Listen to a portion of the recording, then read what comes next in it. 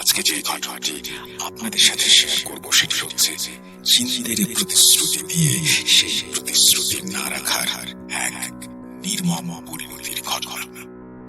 যিনি আমাকে ঘটনাটি শেয়ার করেছেন তিনি নিজের পরিচয় এবং ঘটনাস্থলের নাম প্রকাশ করতে অনিচ্ছুক, তাই তার গোপনীয়তার সাথে আমি তার নাম ও স্থানের নাম পরিবর্তন করে উপস্থাপন করছি। ধরা যাক তার নাম মোহাম্মদ আফসার হোসেন। তিনি যে প্রতিষ্ঠানে কর্মরত ছিলেন সেই একই প্রতিষ্ঠানে কাজ করতাম। প্রতিষ্ঠানের একজন বিশ্বস্ত সদস্য হিসেবে সবাই তাকে চেয়েছে।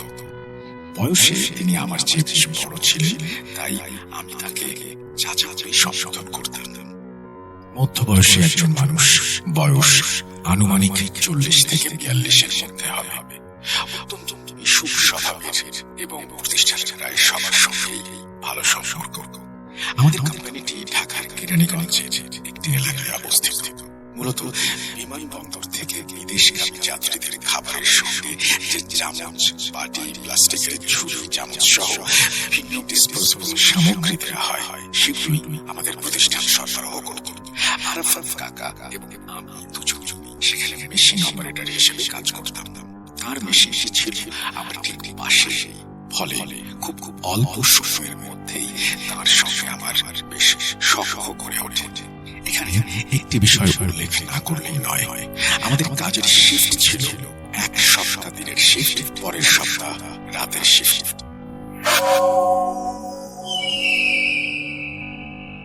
একদিন আমরা নাইট শিফটে ডিউটি করছিলাম।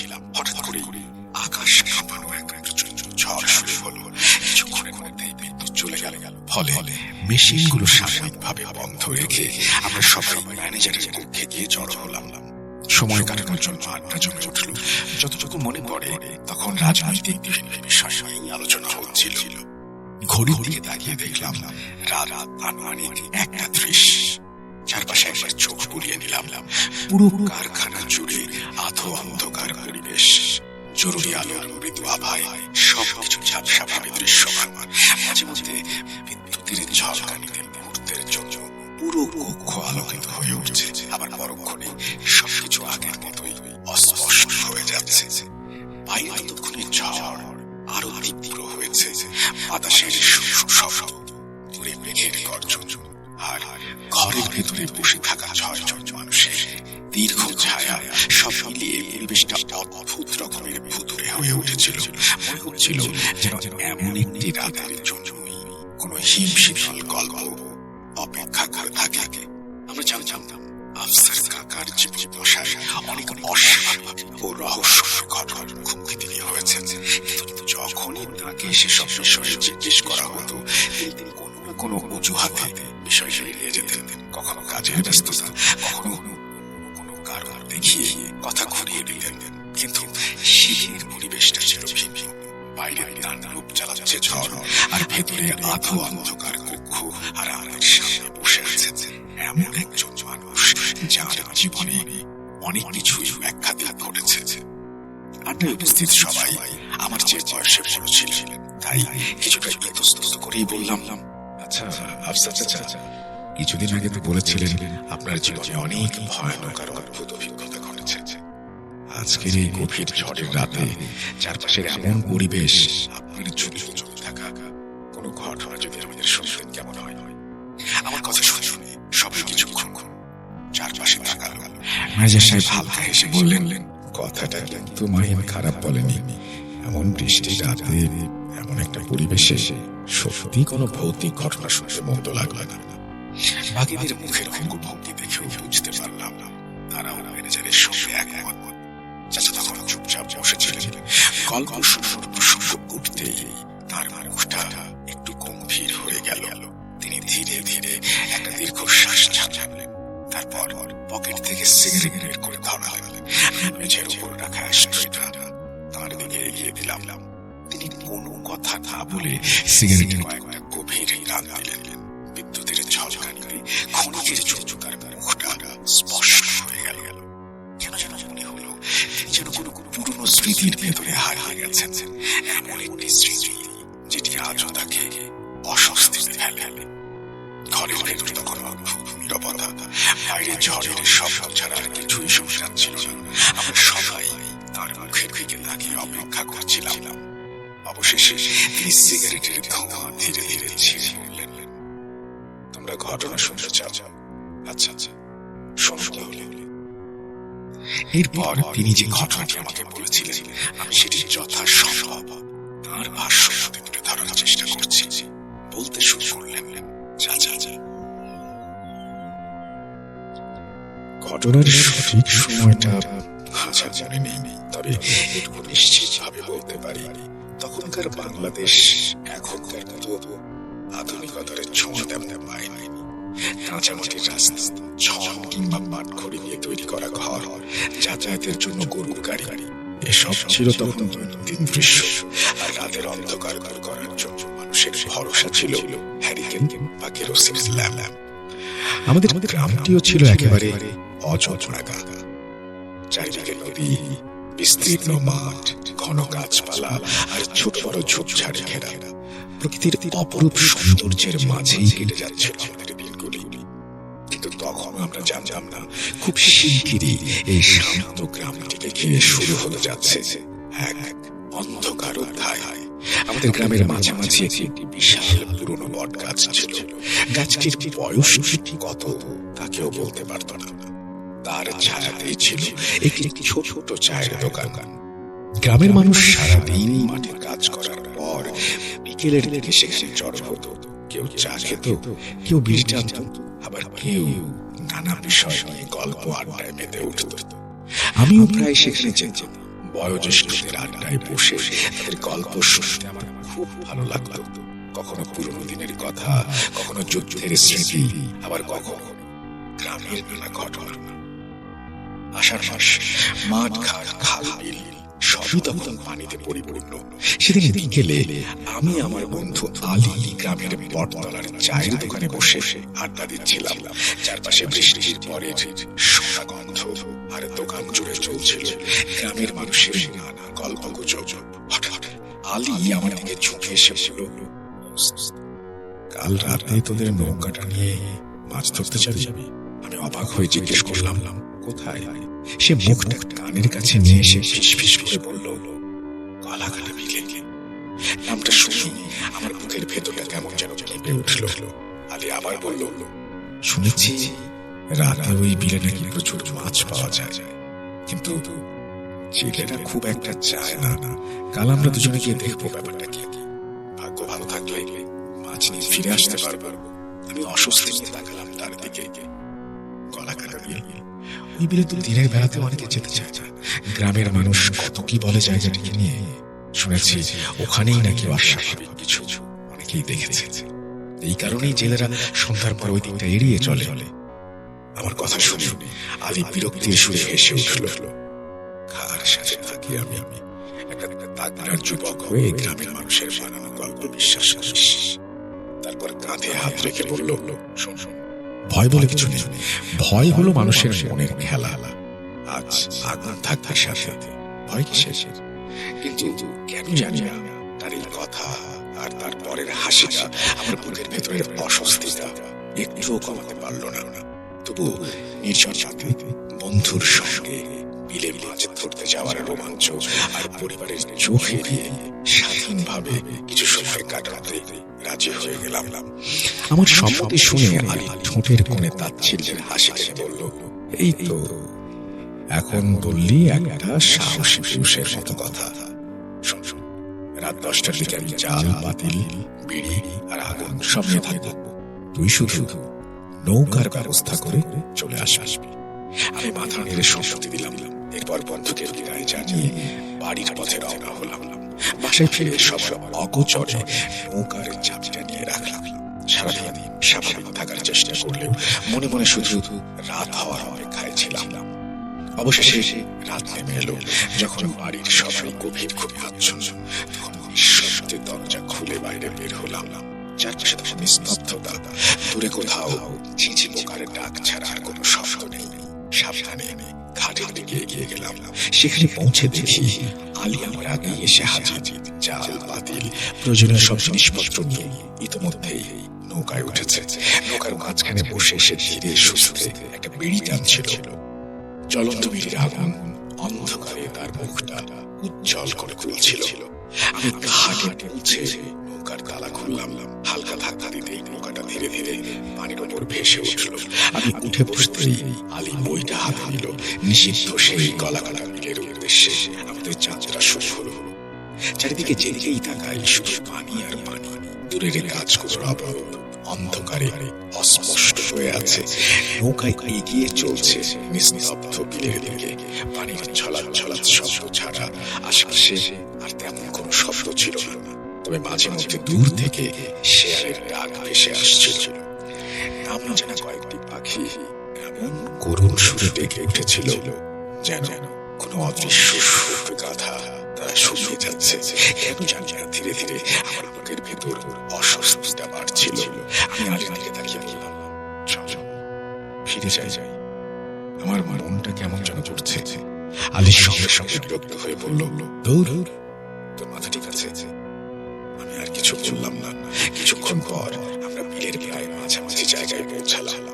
সেখানে নৌকা থামিয়ে জাল পেতে অপেক্ষা করতে লাগলাম। আনুমানিক আধা ঘন্টা পর জাল তোলার সময় হঠাৎ অনুভব করলাম জালে যেন ভারী কিছু একটা আটকে গেছে। আমরা দুজন মিলে জাল টানতে লাগলাম।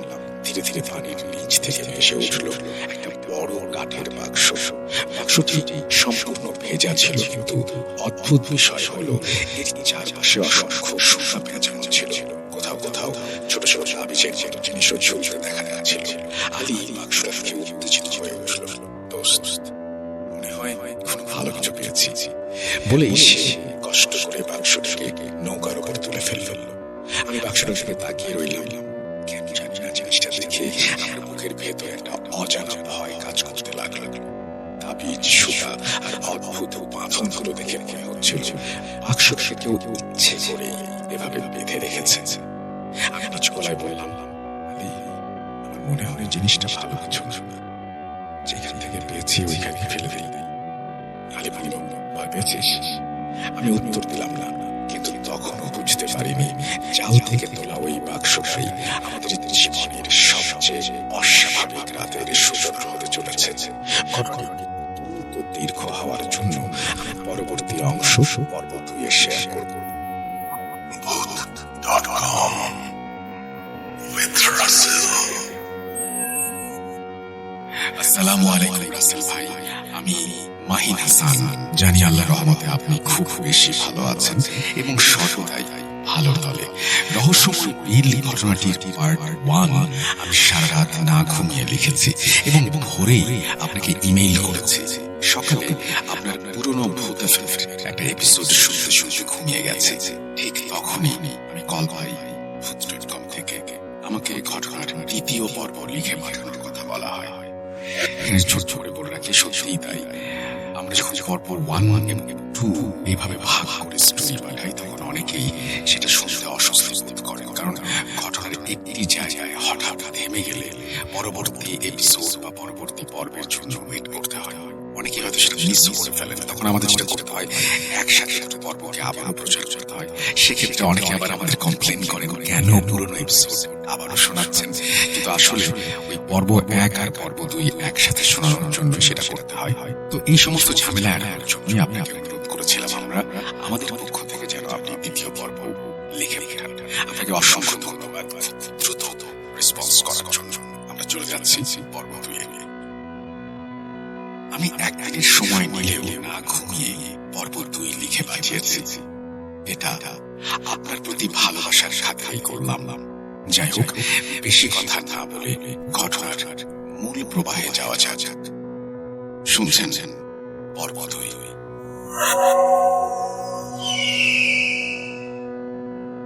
আমরা তখনও বুঝতে পারিনি জাল থেকে তোলা ওই বাক্সটাই আমাদের জীবনের সবচেয়ে অস্বাভাবিক ঘটনার সূচনা করতে চলেছে। আমি আলীকে অনেক বুঝিয়েছিলাম, দোস্ত, জিনিসটা ভালো মনে হচ্ছে না। যেখান থেকে পেয়েছি ওখানেই ফেলে ফেলবে। কিন্তু আলী আমার কথা শুনল না, বরং বাক্সটার প্রতি তার আগ্রহ আরো বেড়ে গেল। অনেক কষ্টে সেটাকে নৌকায় তুলে আমরা বাড়ির পথে রওনা দিলাম। ফেরার পথটাও স্বাভাবিক ছিল না। মাঝপথে কয়েকবার মনে হলো যেন নৌকার পেছনে কেউ পানির ভেতর দিয়ে আমাদের অনুসরণ করছে। কয়েকবার বইটা থামিয়ে কান পেতে শুনেছি, কিন্তু কিছুই দেখতে পাইনি। তবে দূর থেকে কোথাও ভেসে আসছিল এক অদ্ভুত শব্দ, ঠিক ঠিক কান্না না, আবার মানুষের ডাকও না। এমন এক শব্দ যা আজও মনে পড়লে শরীর শিউরে ওঠে। সেই রাতেই আলী বাক্সটা বাড়িতে নিয়ে লুকিয়ে রাখলো। পরদিন সকালে ওর বাড়িতে গিয়ে দেখি ছেলেটার চেহারা অস্বাভাবিক ফ্যাকাশে হয়ে গেছে, চোখ দুটো লাল, যেন সারা রাত এক মুহূর্তও ঘুমায়নি। আমি জিজ্ঞাসা করলাম কি হয়েছে। সে কিছুক্ষণ চুপ থেকে বলল, কাল রাতে একটা স্বপ্ন দেখেছে। তারপর ধীরে ধীরে যা বলল তা শুনে আমার বুকের ভেতরটা কেঁপে উঠল। আলী বলল, স্বপ্নে সে নিজেকে গলাকাটা বিলের মাঝখানে দাঁড়িয়ে থাকতে দেখেছে। চারপাশে শুধু কুয়াশা আর কুয়াশা। হঠাৎ সেই কুয়াশার ভেতর থেকে বেরিয়ে আসে দুটি বিশাল অবয়ব। তারা সাদা আলখেল্লা পরা ছিল, কিন্তু তাদের মুখ স্পষ্ট দেখা যাচ্ছিল না। তারা কিছুক্ষণ আলীর দিকে তাকিয়েছিল, তারপরে একসঙ্গে বলেছিল, আমাদের জিনিস তুই নিয়ে আসছিস, কাজটা ভালো করিস। আলী বলল, তাদের কণ্ঠস্বর ছিল অদ্ভুত। মনে হচ্ছিল একসঙ্গে অনেকগুলো মানুষ কথা বলছে। মরবি, তোর আপনজনরাও মরবে। ঘুম ভাঙার পরও সে ভয় কাঁপছিল। প্রথমে আমরা বিষয়টাকে দুঃস্বপ্ন ভেবেছিলাম, কিন্তু কয়েকদিনের মধ্যেই অদ্ভুত সব ঘটনা ঘটতে শুরু করলো। রাত হলেই আলীর ঘরের চালের ওপর কারো হাঁটার মতো শব্দ হতো। মাঝরাতে দরজায় টোকা পড়তো, উঠোনের ছায়ার মতো কিছু চলাফেরা করত, কিন্তু বাইরে গিয়ে কাউকে পাওয়া যেত না। অবশেষে গ্রামের এক কবিরাজকে ডাকা হলো। সব কথা শুনে তিনি বাক্সটা দেখতে চাইলেন। অনেক কষ্টে তাবিজ, সুতা আর বাঁধনগুলো খুলে বাক্সটির পরীক্ষা করলেন। পরীক্ষা করতে করতে হঠাৎ তার মুখের রং বদলে গেল।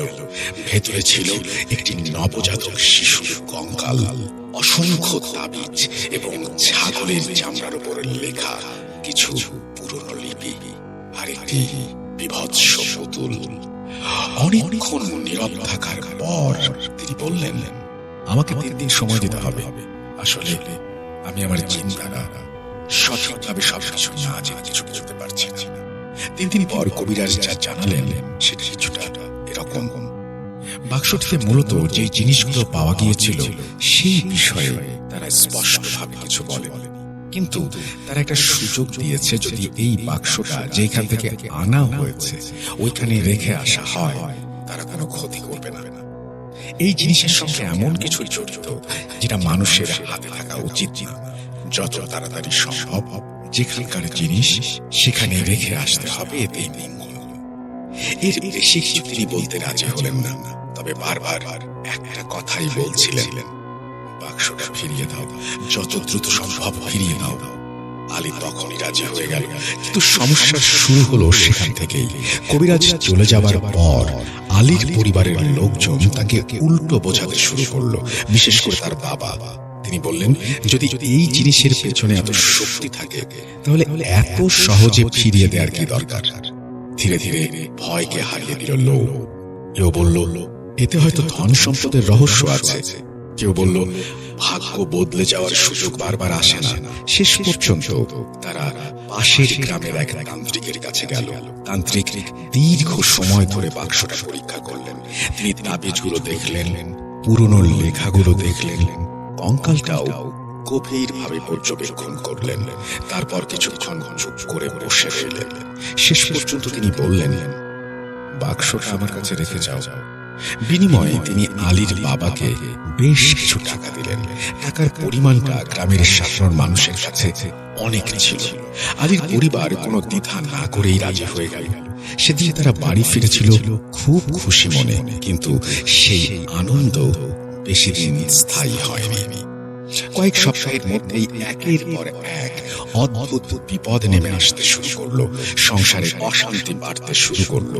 যে টাকার জন্য এত লোভ হয়েছিল সেই টাকা অদ্ভুত ভাবে নানান খাতে শেষ হয়ে যেতে লাগলো। আর সবচেয়ে ভয়ঙ্কর ব্যাপার ছিল আলীর স্বপ্নগুলো। প্রায় প্রতি রাতেই সে সেই দুই সাদা পোশাকধারী অবয়বকে দেখতে শুরু করলো। প্রতিবার তারা একই কথা বলতো, প্রতিশ্রুতি ভাঙা হয়েছে, পরিণতি ভালো হবে না। সময় যত গড়াতে লাগলো, আলীর শারীরিক ও মানসিক অবস্থা ততই খারাপ হতে শুরু করলো। সে মানুষের সঙ্গে কথা বলা কমিয়ে দিল, ঘন্টার পর ঘন্টা একা বসে থাকতো।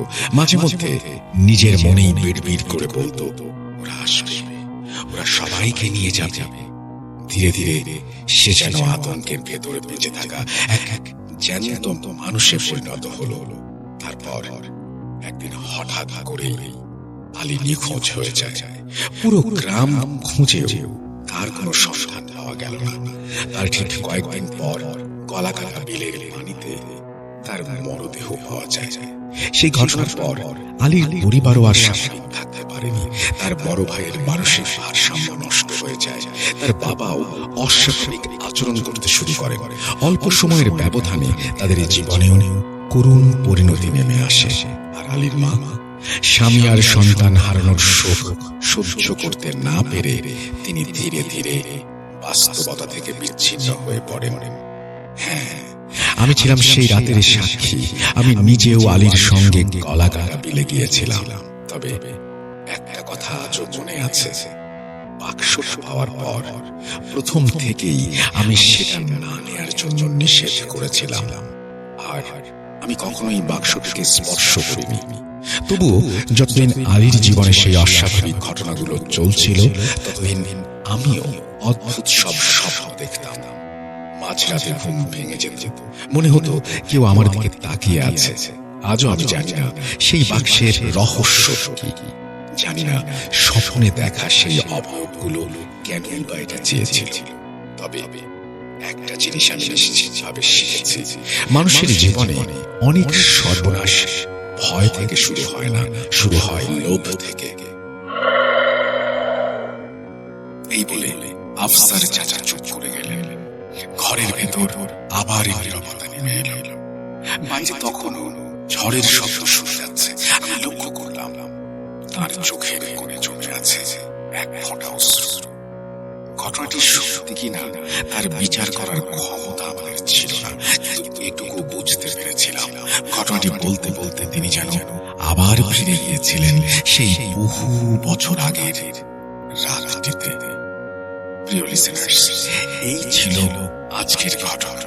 ঘটনাটি বিশ্বাস করবেন কি করবেন না, সেই সিদ্ধান্ত সম্পূর্ণ আপনাদের। কারণ আমরা কেউ সেই ঘটনার প্রত্যক্ষ সাক্ষী নই।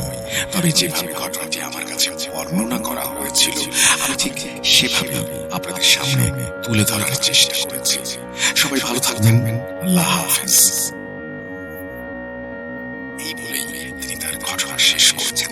আশা করছি এই ঘটনাটি আপনাদের ভালো লেগেছে। যদি ভালো লাগে অবশ্যই আমাদের জানাবেন, কমেন্ট সেকশনে লিখবেন।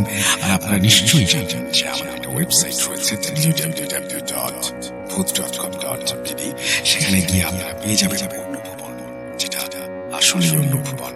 সেই ভুবনে একবারে ঢুকে পড়লে ফিরে আসা সত্যিই মুশকিল। গিয়ে দেখতে পারেন, কেমন লাগলো বোঝার চেষ্টা করতে পারেন। আমি আবারও ধন্যবাদ জানাই আপনাকে কষ্ট করে লিখে পাঠানোর জন্য। একে তো আপনি রাজ্যে ঘটনাটি লিখেছিলেন, তারপরে আমরা যখন রিকোয়েস্ট করেছি তখন আপনার সঙ্গে সঙ্গে ঘটনার দ্বিতীয় পর্ব পাঠিয়ে দিয়েছেন। আমরা আপনাদের কৃতজ্ঞতা জানাই, ভালোবাসা জানাই এবং আপনাকে অসংখ্য ধন্যবাদ জানাই। আপনি চমৎকার ভাবে ঘটনাটি উপস্থাপনা করেছেন। ভবিষ্যতে আশা করছি আপনার কাছ থেকে ঘটনা পাবো। আমরা চলে যাব আমাদের পরবর্তী ঘটনা।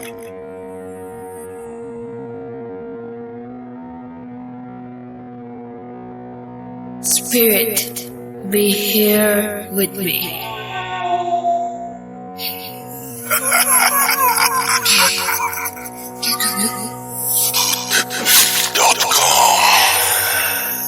Fear returns.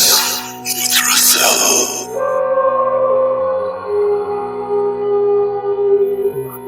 Welcome back. আপনাদের সবাইকে স্বাগত জানাচ্ছি। আমি রাসেল। আশা করছি আপনারা সবাই ভালো আছেন। ভালো আছেন, ভালো আছি, ভালো আছি। নতুন একটা ঘটনায় যাবো, যেভাবে লেখা আছে আমি সেভাবে পড়ে শোনাচ্ছি। আসসালামু আলাইকুম। আপনি যেহেতু সবসময় ভালো পক্ষে থাকেন।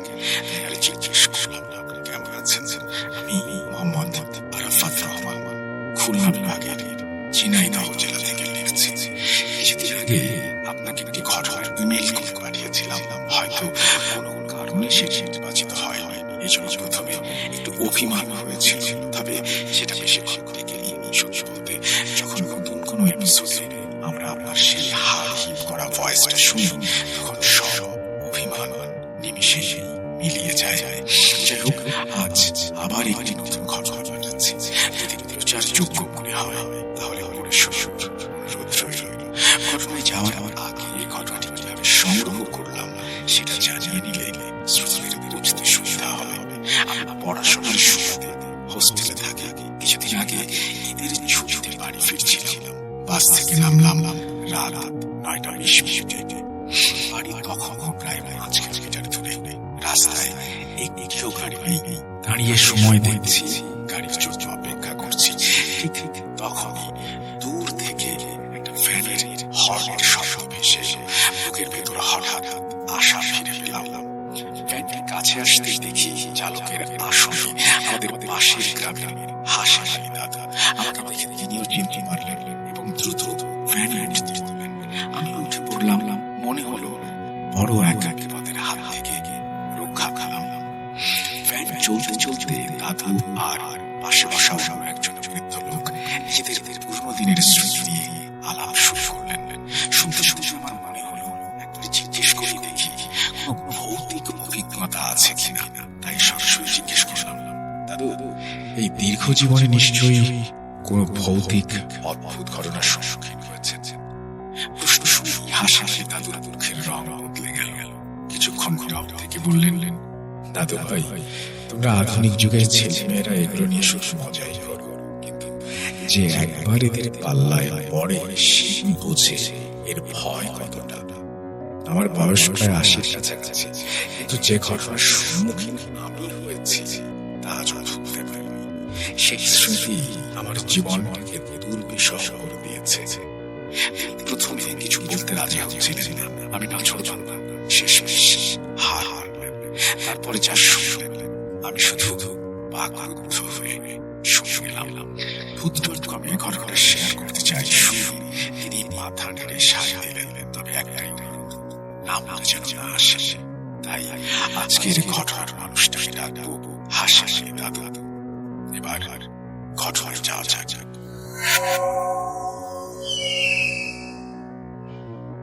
সাল 1978। বাংলাদেশের এক প্রত্যন্ত গ্রাম, চারিদিকে ধান খেত, মাটির রাস্তা, আর রাত নামলেই গিলে ফেলা নিঃশব্দ অন্ধকার। সেই গ্রামটি বাসিন্দা হাসি আলী পেশায় একজন কৃষক। সকাল থেকে সন্ধ্যা পর্যন্ত নিজের জমিতে ঘাম ঝরানো। কিন্তু হাসি আলীর হাতে শুধু কোদালি নেই, আছে একটা ভ্যান গাড়ি। কৃষি আর সংসারের কাজ সেরে বাকি সময়টা তিনি ভ্যান চালিয়ে যাত্রী আর মালপত্র পরিবহন করেন। সেদিন রাত 10টা পাশের বাড়ির এক প্রতিবেশী মারা গেল। ঠিক হলো লাশটাকে তার বাপের বাড়ি নিয়ে যাওয়া হবে এই রাতের মধ্যেই। রাত পড়ল হাসি আলী সহ আর 3 জন মিলে লাশটা ভ্যানে তুলে রওনা দিলেন। যাওয়ার পথে শুরু হলো অদ্ভুত ঘটনা। ফাঁকা রাস্তা, চারিদিকে শুধু ঝিঝির ডাক। হঠাৎ ভ্যানটা নিজেই তুলে উঠল, যেন অদৃশ্য কেউ পিছন থেকে ধাক্কা মারছে। কানের কাছে ফিস ফিস করে একটা শব্দ, হাসি। কেউ পেছন ছিল না, শুধু মনে মনে কালেমা পড়তে লাগলো, যেন কোনো ঠান্ডা হাত তাদের গলা চেপে ধরেছে। লাশটা তার বাপের বাড়ি নিয়ে পৌঁছাতে রাত 12টা বেজে গেল প্রায়। বাকি 3 জন বলল, হাসি তুই একা ফিরিস না, রাতটা এখানে থেকে যা। হাসি হেসে বলল, আরে না, আমি একটু সাহসী মানুষ, ছোটবেলা থেকেই ভয় কম। একাই ভ্যানে রওনা দিলেন তিনি। রাস্তা সম্পূর্ণ ফাঁকা, একটা কুকুরের ডাক নেই, একটা পাতাও উঠছে না, যেন প্রকৃতি নিজেই শ্বাস বন্ধ করে দাঁড়িয়ে আছে মৃত্যুর অপেক্ষায়। চাঁদের আলো নেই, আকাশে শুধু ঘন কালো মেঘ, যেন কালো চাদর দিয়ে পৃথিবী ঢেকে দিয়েছে। শুধু ফ্যানের চাকার ক্যাচ ক্যাচ শব্দ আর হাসি আলির ভারী নিঃশ্বাস মনে হচ্ছে পেছন থেকে ঘুনে ঘুনে শ্বাস আসছে। হঠাৎ সামনে সেই পুরনো বট গাছটা, একটা পাতাও নড়ছে না, অথচ সব পাতায় লালচে আগুন জ্বলছে। আগুন নেই, ধোঁয়া নেই, মনে হচ্ছে গোটা গাছটা যেন জাহান্নামের চুলায় উঠছে। সেই লাল আলোয় চারিদিক রক্তের মতো রাঙা হয়ে গেছে।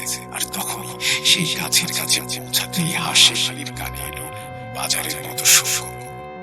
হাজারটা মানুষ কথা বলছে, হাসছে, কাঁদছে, গালি দিচ্ছে, সব একসাথে যেন মৃত্যুর বাজার বসেছে।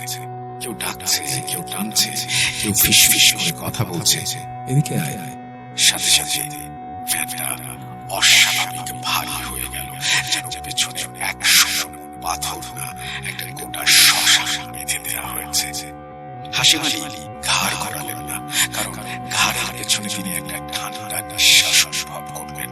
বরফের মতো ঠান্ডা, সাপের মতো পিচ্ছিল। কানের কাছে আবার ফিস ফিস। হাসি আলি চোখ বন্ধ করে হাত দুটো দিয়ে শক্ত করে ফ্যানের হাতল চেপে ধরলেন। মনে মনে দোয়া পড়তে লাগলেন, আল্লাহু আকবার, বিসমিল্লাহির রহমানির রহিম। 1 মুহূর্ত, 2 মুহূর্ত, হঠাৎ সব থেমে গেল।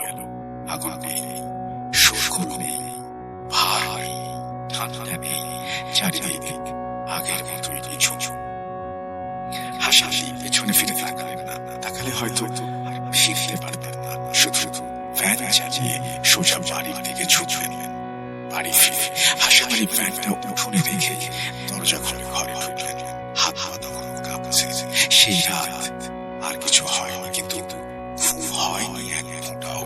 চোখ বন্ধ করলেই কানে বাজে সেই ফিস ফিস, আর চোখের সামনে ভাসে বট গাছের লালচে আগুন। পরদিন সকাল হতেই উনি সিদ্ধান্ত নিলেন আর একা রাখবেন না এই বোঝা। গেলেন দুঃসম্পর্কের এক দাদির কাছে। দাদির বয়স প্রায় 100 ছুঁই। গ্রামের সবাই জানে দাদির পোষা কয়েকটি ভালো জিনিস আছে। হাসি আলি সেই দাদির কাছে গিয়ে সব খুলে বললেন, শুরু থেকে শেষ পর্যন্ত। বট গাছ, লাল আলো, হাজার কণ্ঠের শোর, সব শুনে দাদি চুপ করে থাকলেন। তারপর বললেন, হাসি, আজ রাতে তুই আমার এখানেই থাকবি। রাত গভীর হলে আমি আমার পোষা সিংহের হাজির করব। কোনোভাবে সেই দিনটা কেটে গেল, কিন্তু রাত নামতেই বাড়ির বাতাসটা ভারী হয়ে উঠল। বাড়ির চারিদিকে স্তব্ধ। দাদি মাটিতে একটা গোল দাগ কাটলেন, ধূপ জ্বালালেন এবং বিড় বিড় করে কি যেন পড়তে লাগলেন। হঠাৎ দাদির সুরটা ঝাঁকি দিয়ে উঠল, চোখ উল্টে গেল, গলার স্বর বদলে গেল। সেই কণ্ঠ জিজ্ঞেস করল, কাল রাতে ভয় পেয়েছিলি নাকি? হ্যাঁ। সেই রাতের কথা কি ভুলে গেলি? ওই যে 16 বছরের কথা। এই একটা কথা শুনে হাসি আলির বুকটা ধক করে উঠল, মুখ দিয়ে কোনো কথা বেরোল না। প্রিয় লিসেনার্স, এখন নিশ্চয়ই ভাবছেন কেন হাসি আলি 16 বছরের কথা শুনে স্তব্ধ হয়ে গেলেন। এই উত্তর পেতে হলে আমাদের ফিরে যেতে হবে অতীতের স্মৃতির পাতায়। সেই ভয়াল রাতে, সেটা ছিল এক বর্ষাকাল, আর 5টা সাধারণ দিনের মতোই। তখন কিছু দূরে এক গ্রামে যাত্রাপালার আয়োজন করা হয়েছিল। কিন্তু সেদিন সকাল থেকেই আকাশ মুখ ভার করেছিল। সারাদিন ঝুম বৃষ্টি, টিনের চালে ধাপ ধাপ, মাটির উঠোনে ঝপঝপ, কপোতাক্ষের পানি ফুলে মেপে 2 কোল ঝাঁপিয়ে যাচ্ছিল। রাস্তাঘাট কাদায় পিচ্ছিল, বাতাসে ভিজে মাটির গন্ধ আর ঠান্ডা। একদিনে মাঠে পালা বসানো যায় না, তাই হালদার বাড়ির বড় ঘরটার ভেতরেই মঞ্চ বানিয়ে পালা শুরু হল। বাইরে বৃষ্টির শব্দে ভেতরের ঢোল কাশি কখন চাপা পড়ে যাচ্ছিল, কখন আবার গমগম করে উঠছিল। হাসি আলি তাদের গ্রামের করতে কপোতাক্ষ নদে জাল ফেলে এসেছিলেন। ভাবলেন বিকেলের দিকে গিয়ে তুলে নেবেন, কিন্তু বৃষ্টি থামার কোনো নাম নেই। সন্ধ্যার দিকে বৃষ্টি একটু ধরতেই বন্ধুরা বলল, চল পালা দেখে আসি। ঘরের ভেতরে হচ্ছে কিছুই না। হাসি রাজি হল, কিন্তু রাত বাড়তেই তার মনে পড়ে গেল মায়ের কাছে কথা দিয়ে এসেছেন তাড়াতাড়ি বাড়ি ফিরবেন। বৃদ্ধরা বলল, তুই যা, আমরা পালা শেষে যাব। হাসাহাসি হ্যারিকে হাতে নিয়ে পড়লেন। বাইরে বেরোতেই বুঝলেন বৃষ্টির থামেনি, বড় বড় রাগ বেড়েছে, আকাশ ফেটে পড়ছে, বাতাসে চাল উড়ে যাওয়ার মতো গোঙানি। নদীর বাড়ির আলপথ কাদায় ভিজছে, পা ফেললেই নেমে যাবে। হ্যারিকেনের আলোটা দমকা হাওয়ায় দপ দপ করে কাঁপছে, নিভে যায় অবস্থা। নদীর কাছে আসতে তার সেই মাছ ধরার চালটার কথা খেয়াল হলো। পানি ফুলে উঠেছে, স্রোত বেড়েছে। কি ভেবে যেন তিনি নদীতে নেমে গেলেন। জালের কাছে গিয়ে দেখলেন পানির নিচ থেকে ধপ ধপ করে বুদবুদ উঠছে, যেন নিচে কিছু কিছু ঝটফট করছে। নামার পর জাল নামতেই হা ঠান্ডা হয়ে গেল। প্রায় আধা মন ওজনের একটা শোল মাছ, এত বড় শোল জীবনে দেখেন কি তিনি। মাছটাকে ধরতে গেলেন, কিন্তু মাছটার মোচড়ে তিনি বারবার ব্যর্থ হচ্ছিলেন। পা পিছলে পড়ে যাচ্ছেন, বৃষ্টির পানিতে চোখ ঝাপসা হয়ে আসছে, তবুও হার মানলেন না। মাছ সহ জালটাকে ধরে পানির উপরে তুলে আনলেন। পাশ থেকে একটা গাছের ডাল ভেঙে মাছটাকে এলো পাথারি আঘাত করতে লাগলেন। এক পর্যায়ে মাছটা নেতিয়ে পড়ল, কিন্তু জীবন্ত ছিল। হাসাহাসি জাল সহ মাছটাকে কাঁধে দিয়ে বাড়ির দিকে রওনা দিলেন। বৃষ্টির শব্দ ছাপিয়ে এবার অন্য আওয়াজ কানিয়ে নিল। চারপাশে অসংখ্য কিছু ঘুরছে। পেছন থেকে কান্না জড়িত কণ্ঠ বলল, সন্তান তোর কি ক্ষতি করেছিল? তুই ওকে কষ্ট দিচ্ছিস কেন? সাথে এক মহিলার করুণ কান্না। পেছন থেকে আরেক পুরুষ কণ্ঠ ভেসে এলো, তোর যা চাই আমি দেব, আমার সন্তানকে দিয়ে যা। হাসাহাসি থমকে দাঁড়ালেন। বৃষ্টির মধ্যে ঘাম বেরিয়ে গেল। বললেন, কি দিবি? পেছন থেকে বলল, তোকে আমি 2টা সোনার পয়সা দেব, তুই এতে অনেক ধনী হতে পারবি। লোভে পড়ে হাসাহাসি রাজি হলেন। হাতে ঠান্ডা 2টা ধাপ কিছু এসে পড়ল। সোনার পয়সা পেয়ে তিনি মাছটা ছেড়ে দিলেন এবং সাথে সাথে কান্নার রোল পড়ে গেল। এক মায়ের আর্ত চিৎকারে মনে হলো কপোতাক্ষের পানি কেঁপে উঠল। বৃষ্টির শব্দের সাথে মিশে গেল সেই কান্না। হাসাহাসি আর পেছন ফিরলেন না, দৌড়ে বাড়ি ফিরে এলেন। বাড়ি ফিরে এক কবিরাজের কাছে গিয়ে তাবিজ নিয়ে এলেন। কবিরাজ বলেছিলেন, এই তাবিজ যতদিন গায়ে থাকবে ওরা তোর কোনো ক্ষতি করতে পারবে না। শোন, রাতের বেলা কোনো মরা বাড়িতে গেলে তাবিজের জোর কমে যাবে। হাসাহাসি মাথা নেড়ে সম্মতি দিয়েছিলেন, কিন্তু সহজেই মানুষ ভুলে যায় সবকিছু। তিনি একটা পয়সা বিক্রি করলেন আর অন্যটা ঘরে রেখে দিলেন। কিন্তু সেই কয়েকদিন পরেই হারিয়ে গেল। শত খোঁজাখুঁজির পরে আর পাওয়া গেল না পয়সাটা। এখন সময় হয়েছে বর্তমানে ফিরে আসার। সেই বৃদ্ধাদের ঘরে পুরাই জিনের গম্ভীর গলা বেজে উঠল বৃদ্ধার মুখে। তুই রাতে লাশ জেগেছিস হাসি, তাই তোর তাবিজের ঘুম নষ্ট হয়ে গেছে। এখন সেই জিনেরা ছায়ার মতো তোর পিছে লেগে গেছে। যখন তখন ঝাঁপিয়ে পড়বে। সাবধান হাসি, অনেক সাবধান। কথা শেষ হয়ে বৃদ্ধার শরীরটা মোচড় দিয়ে উঠল একটা কোঁকানি। তারপর নিথর চলে গেছে। হাসাহাসি করছে, গলা শুকিয়ে কাঁদ। কোন পথে ফিস করে বলল, এখন কি করবো দাদি? এই বিপদ থেকে বাঁচার কোনো রাস্তা নেই। বৃদ্ধা ধীরে ধীরে চোখ মেললেন। জিনের ভারী গলা শুকিয়ে ফিরে এলো। তার চেনা ফাটা গলা আর গ্রাম আমার মাথা গরম করিস না বাবা, সাদা ঘুমতে গিয়া আজ রাইতে আর কি শুইব না, তরে কেউ শুইব না।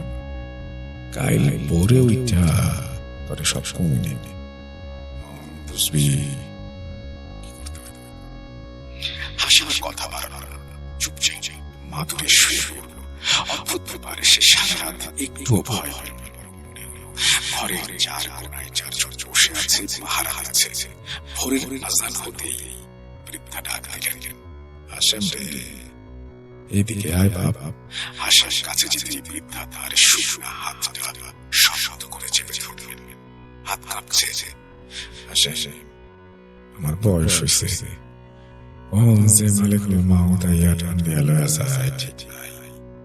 আমার পোষা জিনগুলোরে তোরে দিয়ে দিব, ওরা তোরে ছায়ার মতো আগলায় রাখবো। ওরা উচিত তুই বিপদ থেকে বাঁচবি, কিন্তু এত সোজা রে, তোর বুকের পাটা কত বড় সেটা ধ্যান লাগলো। হাই সেটা আবার একলাই আমার বাড়িতে। কথা শেষ করে বৃদ্ধা চোখ বন্ধ করলেন।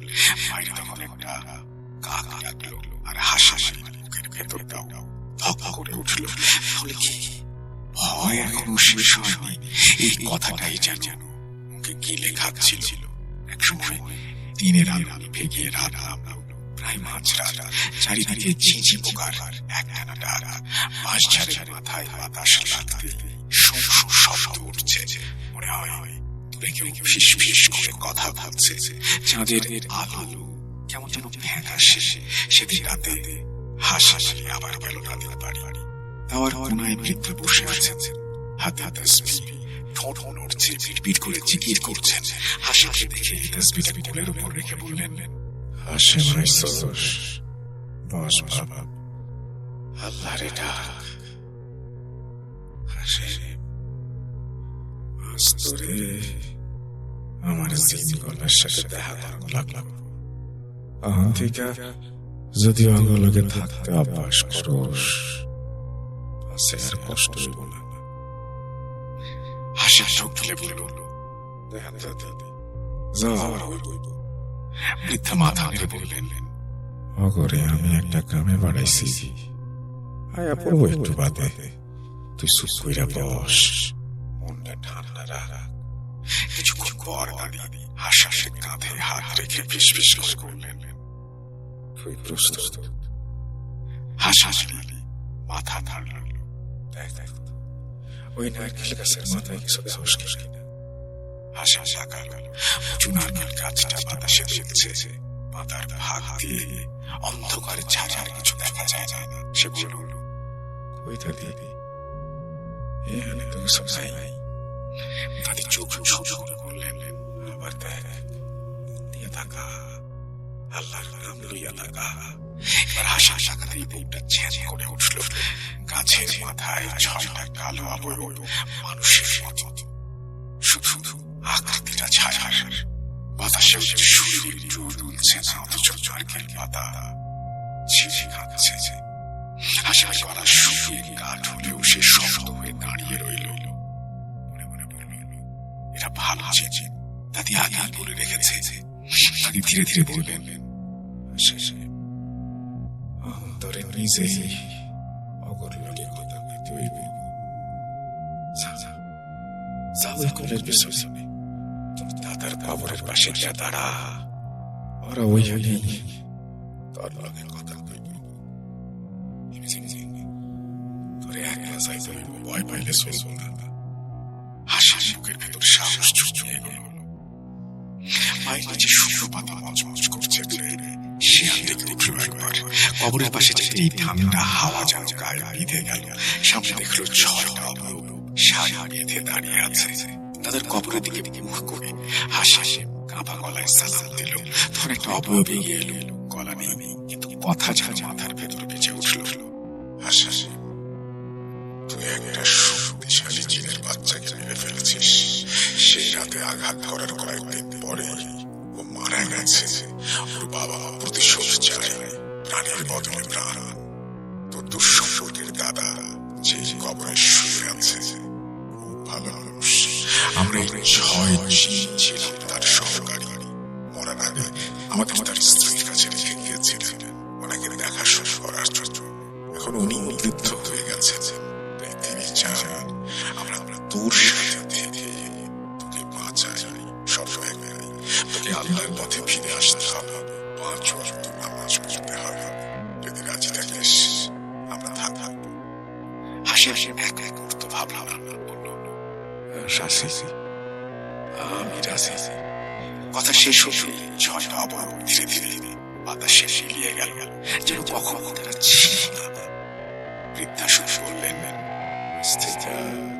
আমার 6 দিন সারা করে আগলায় রাখা সব মাইনাস হয়েছে। হাসি মাথা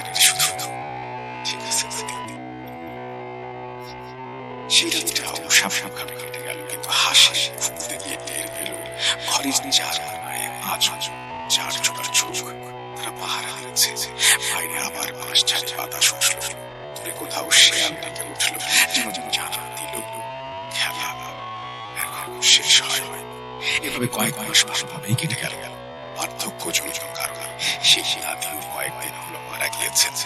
তারপরে অমাবস্যার রাত, গোটা আকাশ যেন আলকাতরা ঢেলে কালো করে দিয়েছে। একটা তারা নেই, চাঁদের ছিটি আলো নেই। বাইরে বাঁশ ঝাড়ে বাতাস লাগার শব্দটা হঠাৎ খপ করে থেমে গেল।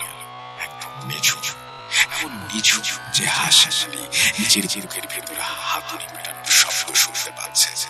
প্রতিটা শব্দে কলিজা যেন খাঁচা ছেড়ে বেরিয়ে আসতে চাইছে। হঠাৎ ঘরের চালের উপর যেন আকাশ থেকে কয়েক জনের কিছু আছড়ে পড়ল। গোটা ঘর কেঁপে উঠল। লম্বা পাকা লোহার শব্দ, নখ দিয়ে কেউ যেন চালটা আঁচড়াচ্ছে। হাসি মারে বিছানার উপরে চিত হয়ে শুয়ে আছে। নড়াচড়া করার শক্তি নেই, চোখের পাতাটুকু ফেলতে পারছে না।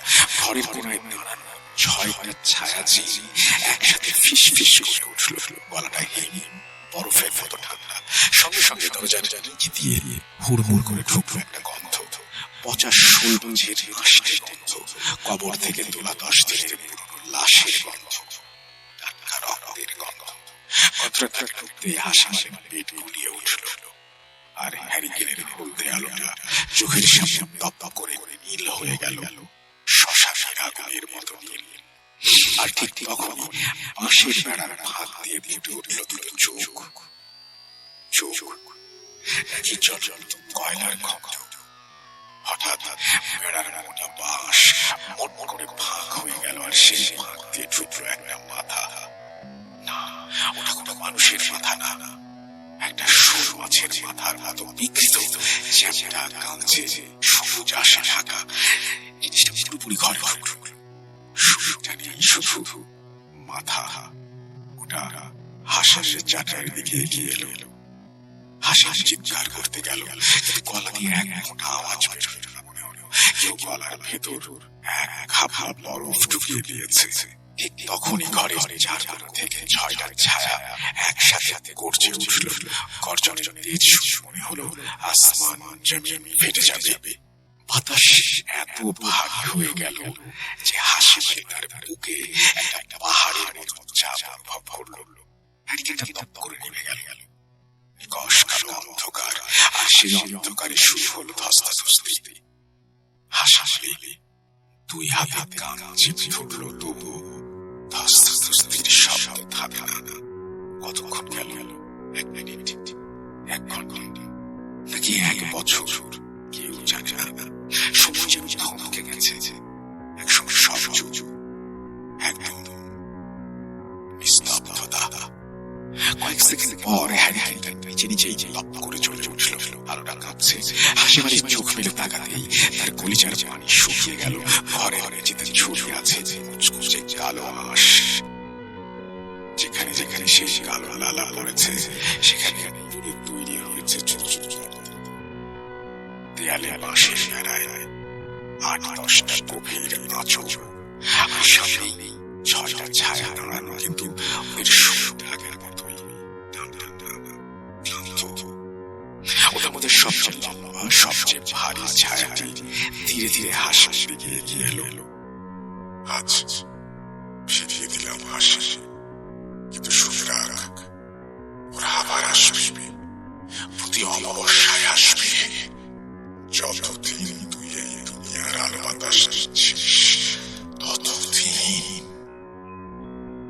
আর একটা কথা কান খুলে শুনে রাখ, আমরা 6 জন সবসময় এরকম থাকবো না। আমাদের শক্তিও ফুরায়, ক্ষয় হয়। যেদিন আমরা দুর্বল হব, সেদিন কথা শেষ হলো না। বাইরে থেকে ভেসে এলো মধুর রাজধানীর ধ্বনি। সাথে সাথে ঘরের সেই পচা আষ্টে গন্ধটা যেন কেউ শুষে ফেল। হ্যারিকেনের নীল আলো আবার হলদে হয়ে গেল। হাসি বুকের ভেতরে একটু নামলো, কিন্তু শান্তি নেই, কারণ তার জিনগুলো বলেছিল তাদেরও শক্তি ফুরায়, তারাও দুর্বল হয়। আর সেদিন এরপর কেটে গেল আরো 5টা অমাবস্যা। তৃতীয় অমাবস্যায় একই ঘটনা ঘটে। 5 বছর নামাজ, তাহাজ্জুদ, কোরআন তেলাওয়াত, হাসি দিনও পার হয়নি। তবু রাতে ঘুমতে গেলে মনে হতো কেউ বুকের উপরে চেপে বসে আছে। হাশেম আলীর সাথে যে এরকম ভয়ানক ঘটনাগুলো প্রায় নিয়মিত ঘটছে, গ্রামের অনেকেই এই ব্যাপারে অবগত আছেন। বিশেষ করে গ্রামের ইমাম সাহেব, তিনি এই ব্যাপারটা নিয়ে একটু চিন্তিত ছিলেন। তিনি যথেষ্ট ধার্মিক একজন মানুষ, চেহারায় নুরানি আভাস স্পষ্ট।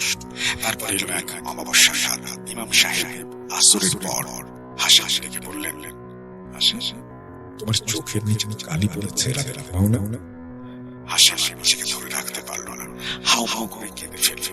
শুরু থেকে শেষ পর্যন্ত সব বলল। ইমাম সাহেব সব শুনে চুপ থাকলেন। তারপর হাসির মাথায় হাত রাখলেন। হাসি, তুমি গুনাহ করেছ, লোভে পড়ে একটা জিনের বাচ্চাকে হত্যা করেছ, আর লাশ নিয়ে গিয়ে তাবিজ নষ্ট করেছ। কিন্তু আল্লাহর রহমতের দরজা বন্ধ হয় না। তওবা করো, মন থেকে মাফ চাও। হাসি কাঁপা গলায় বলল, হুজুর, ওরা তো জিন, আমি কোথায় পাবো ওদের? ইমাম সাহেব বললেন, আজ রাত, অমাবস্যার রাত, ওরা আসবে। আজ ওদের সামনে তুমি দাঁড়াবে, মাফ চাইবে। ইমাম সাহেব নিজের জুব্বার পকেট থেকে একটা তাসবিহ বের করে হাসি হাতে দিলেন। এটা আমার দাদা হুজুরের তাসবিহ। আজ এটা হাতে নিয়ে ওদের সামনে দাঁড়াও। রাত গভীর হয়েছে। হাশেম আলী নিজের ঘরে জানাজা বসা, দরজা খোলা রাখলেন। 6টা ছায়া আজ কোনায় দাঁড়ানো, কিন্তু মাথা ঝুঁঝু। ওরা জানে আজ শেষ ফয়সালা, হয় মরবে না হয় বাঁচবে। এমন সময় 5 ছায়া মরমর করে ভেঙে পড়ল। দরজা দিয়ে ঢুকল শেষ মজা গন্ধ, কালো আবহাওয়া। এবারও 2টো মাথা বিশাল শোল মাছের মতো আঁশে ঢাকা। 6টি তাদের সামনে হিমশিম খাচ্ছিল। হাসি তাসবিহটা শব্দ করে ধরল, চোখ বন্ধ করল না। এবার সোজা ওই জলমত চোখের দিকে তাকালো। খারাপ, আমার কথা শোনো। পুরো ঘর কেঁপে উঠল হাসি গলায়। হাসি হাউ হাউ করে কেঁদে ফেলল। আমি গুনাহগার, আমি লোভী, তোমাকে বাস্তাতে কষ্ট দিয়েছি, আমাকে মাফ করে দাও। আল্লাহর বাস্তে মাফ করো। জানি আমি মাফ হওয়ার যোগ্য না, তবুও ভিক্ষা চাইতেছি। ঘরে স্তব্ধতা, শুধু হাসির কান্নার শব্দ। 1 মিনিট গেল, 2 মিনিট গেল। তারপর একটি চিঠি ধীরে ধীরে এগিয়ে এলো। তার চোখের আলোটা নিভে গেছে। মেয়েটা ফিস ফিস করে বলল, এবার একটা গলায়, আমার বাচ্চাটা কি অপরাধ করেছিল? তুই যখন ওকে মারছিলি, সে আমাকে ডাকছিল মা বলে। হাসি কাঁদতে কাঁদতে গলায় বলল, শুনছি, সবই শুনছি। কিছুক্ষণের নীরবতা। তারপর আরেকটি চিঠি এসে বলল, তুই সোনার পয়সা এসেছিলি, কই সেই পয়সা? হাসি মাথা তুলে বলল, একটা পয়সা দিছি, তবে সেই পরিমাণ টাকা পরে মিসকিনদের মাঝে দান করছি। আর একটা এক্সিল, আমি মিথ্যা কথা কই না। ইমাম সাহেব আসরের পর যা বলেছিলেন তাই হল। হাশেম আলীর চোখের পানি আর তওবার কারণে জিন দুটো শান্ত হয়ে এলো। শেষে একটি চিঠি বলল, আল্লাহর এক বান্দা যখন মাফ চায়, আর এক বান্দা যদি মাফ না করে, তবে সেটা জুলুম। আমরা তাকে মাফ করলাম হাশেম, তুই আর কোনোদিন মাছ আর গোশতের লোভে জীবকে কষ্ট দিবি না। কথা শেষ হতে তারা মিলিয়ে গেল। হাসি সহ 6টা ছায়া একসাথে সিজদায় লুটিয়ে পড়ে আল্লাহর কাছে শুকরিয়া আদায় করল। প্রিয় লিসেনার্স, এটাই ছিল হাশেম আলী দাদার সাথে ঘটে যাওয়া সেই লোমহর্ষক ঘটনা। অনেকের মনে প্রশ্ন আসতে পারে, এত ঘটনা আমি এত কম সময়ে কিভাবে জানলাম? আসলে সেদিন দাদু আমাকে ঘটনার অর্ধেকটা বলতে পেরেছিলেন। পরে আমি আবার তার কাছে গিয়ে বাকিটা শুনবে। আমি চাইনি আপনাদের অর্ধেক ঘটনা শুনে অপেক্ষায় রাখা, তাই পুরো ঘটনা একেবারে আপনাদের সামনে তুলে ধরলাম। একটু বড় হয়ে গেল সেজন্য দুঃখিত। হাসিম আলী দাদু আমাকে আরো কিছু ভয়ঙ্কর অভিজ্ঞতার কথা বলেছেন। আজকের ঘটনাটা আপনাদের ভালো লাগলে কমেন্টে জানাবেন। তাহলে বাকিগুলো লিখে রাখবো। ঘটনাটি লেখার ক্ষেত্রে আমার ছোট ভাই মোহাম্মদ সিফাত রহমান উৎসাহ ও অনুপ্রেরণা জুগিয়েছেন। লেখার মাঝে অনেক চাকরিত ভুল ত্রুটি হয়ে থাকলে ক্ষমা সুন্দর দৃষ্টিতে দেখবেন। আজকের মতো আমি মোহাম্মদ আরাফাত বিদায় নিচ্ছি। ইনশাআল্লাহ আবারও ফিরে আসবো নতুন ঘটনা। এই বলেই তার ঘটনা শেষ করছেন। আশা করছি এই ঘটনাটি আপনাদের ভালো লেগেছে। যদি ভালো লাগলো অবশ্যই আমাদের জানাবেন। আমরা চলে যাবো আমাদের পরবর্তী ঘটনা। তার আগে যদি ঘটনা ভালো লাগে কমেন্ট সেকশনে কমেন্ট করতে ভুলবেন না। আমাদের একটা ওয়েবসাইট রয়েছে www.futuretune.bd, সেখানে ভিজিট করতে ভুলবেন না। চলে যাচ্ছি পরের ঘটনা।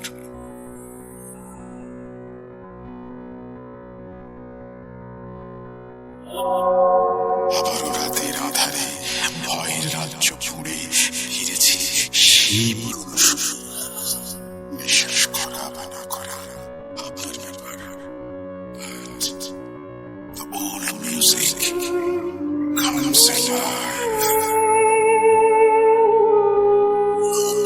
alive.com. The fear returns with Russell.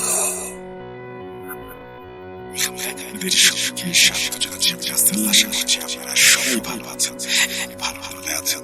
আমি ভালো আছি আর ভালো আছি। নতুন একটা ঘটনায় যাব। এবার সরাসরি যাচ্ছি একটি অডিশন শিবিরে। আশা করছি প্রথম থেকে শেষ পর্যন্ত শুনুন এবং ভালো লাগবে আপনাদের। চলুন শুরু করা যাক। আসসালামু আলাইকুম রাসেল ভাই, আশা করি ভালো আছেন। আমি পলাশ, আমি সিলেটের হবিগঞ্জ জেলার নবীগঞ্জ উপজেলার একজন বাসিন্দা। তো বর্তমানে আমি পড়াশোনার সুবাদে ইংল্যান্ডে অবস্থান করছি প্রায় 3.5 বছর ধরে। তো ভূত.com এ পাঠানো এটি আমার তৃতীয় ঘটনা। আমি শুনছিলাম এখন আপনার একটা এপিসোড ভূত.com এ, হঠাৎ মনে পড়লো একটা ঘটনা শেয়ার করা যায়। তো ঘটনাটি এখানকারই লোকাল একটা জায়গার আমার সাথে ঘটেছে এবং আরো 2 জনের সাথে ঘটেছে, ঠিক একই ঘটনা একই জায়গায়। তো যেহেতু লিসেনার্সরা দেশের বাইরের ঘটনাগুলো পছন্দ করে, এজন্য আমি একটা ঘটনার সিদ্ধান্ত দিলাম এখন। যাই হোক, তো ঘটনা চলে আসি। তো আমি ইংল্যান্ডের নর্থ ইস্টের নিউক্যাসল সিটিতে থাকি। তো ওখানে আমার পড়াশোনাকে সাপোর্ট করার জন্য, টিউশনকে সাপোর্ট দেওয়ার জন্য এই কাজ করতে হয়, কারণ সব টাকা দেশ থেকে এনে এখানে পড়াশোনা করা সম্ভব নয়। তো কাজের মধ্যে আমি একটা পার্ট টাইম জব স্টার্ট করি, তা হচ্ছে ডেলিভারির কাজ। তো যেমনটি বলছিলাম, ঘটনাটি হচ্ছে গত সামারের জুলাই এর শুরুর দিকে হবে হয়তো। তো তখন আসলে ডেলিভারিতে এতটা বিজি ছিল না, অর্ডার কম আসতো, কারণ সামার টাইমে এদেশের মানুষ হলিডেতে চলে যায় ইউরোপে বা ক্যারিবিয়ান এই দেশগুলোতে। তো যেহেতু অর্ডার কম, অর্ডার আসছে আমার তুলনামূলক অনেক দূর, কিন্তু অর্ডার পাচ্ছিলাম না অনেকক্ষণ ধরে, তাই অর্ডারটা ধরে নিলাম, যদিও অল্প টাকা ছিল তারপরে ধরে নিলাম। তো ফুড কালেক্ট করে যখন রাইড করা শুরু করলাম, গুগল ম্যাপস দিয়ে নেভিগেশন স্টার্ট করে বাইকে রাইড স্টার্ট করছি, তখন রাস্তা ফলো করে করে যাচ্ছি। আমার বাইকের সামনে একটা স্বল্প আলোর লাইট লাগানো ছিল, যার কারণ হচ্ছে যে এই দেশে আসলে লাইট এতটা প্রয়োজন পড়ে না, কারণ স্ট্রিট লাইট এগুলা প্রায় সব জায়গায় থাকে, এজন্য আসলে লাইটটা অতটা প্রয়োজন পড়ে না। শুধুমাত্র এই ট্রাফিক রুলস এর জন্য লাইট লাগানো থাকা প্রয়োজন, যাতে অন্য গাড়ি বা কার গুলা আপনাকে দেখতে পায় যখন আপনি রাইড করেন। তো যখন রাইডটা শুরু করলাম, প্রায় 5-7 মিনিট যাওয়ার পরে লক্ষ্য করলাম যে গুগল ম্যাপ একটু পর পরে শুধু রাউট বদলে ফেলছে। তো রাউট বদলে ফেলার কারণটা আসলে আমি বুঝতে পারিনি তখন।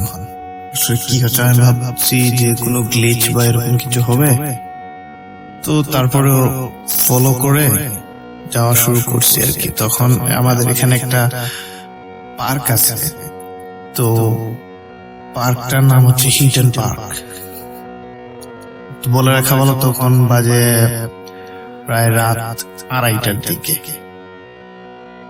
তো হিটন পার্কের পাশ দিয়ে যখন যাচ্ছি, তখন আমি আসলে কখনো ভাবিনি যে মানে আমি এরকম একটা সিচুয়েশনে পড়বো। আসলে আমি যখন পার্কের একটু আগে চলে আসছি, তখন দেখি যে একটা ব্রিজটা পার হতে হবে আমার। তো ব্রিজে স্ট্রিট লাইট আছে, রাস্তা খালি, কারণ রাতের বেলা তো যত্ন। তো আমি জোরে বাইক টান দিয়েছি, তখন দেখি একটা লোক আস্তে আস্তে আস্তে আস্তে আপনার এই ব্রিজটা পার হচ্ছে।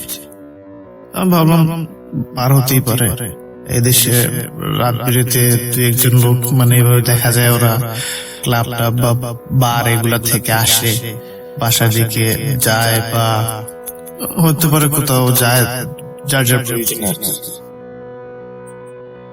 তো আমি আসলে লোকটাকে ইগনোর করে পাশ কাটিয়ে চলে গেলাম। তো যাওয়ার পরে দেখছি যে গুগল ম্যাপ আমাকে দেখাচ্ছে এই পার্কের ভিতর দিয়ে যেতে হবে।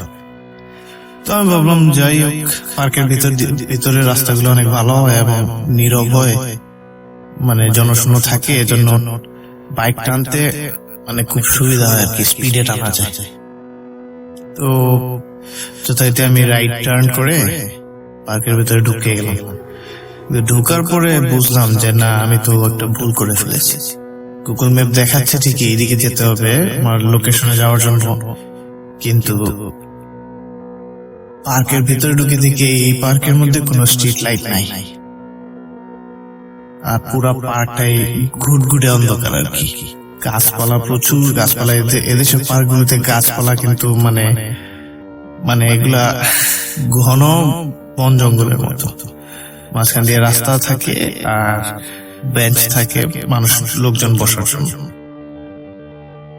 তো আমি ভাবলাম যাই হোক, 0.6 মাইল যখন দেখাচ্ছে, তখন আই ক্যান গো আহেড।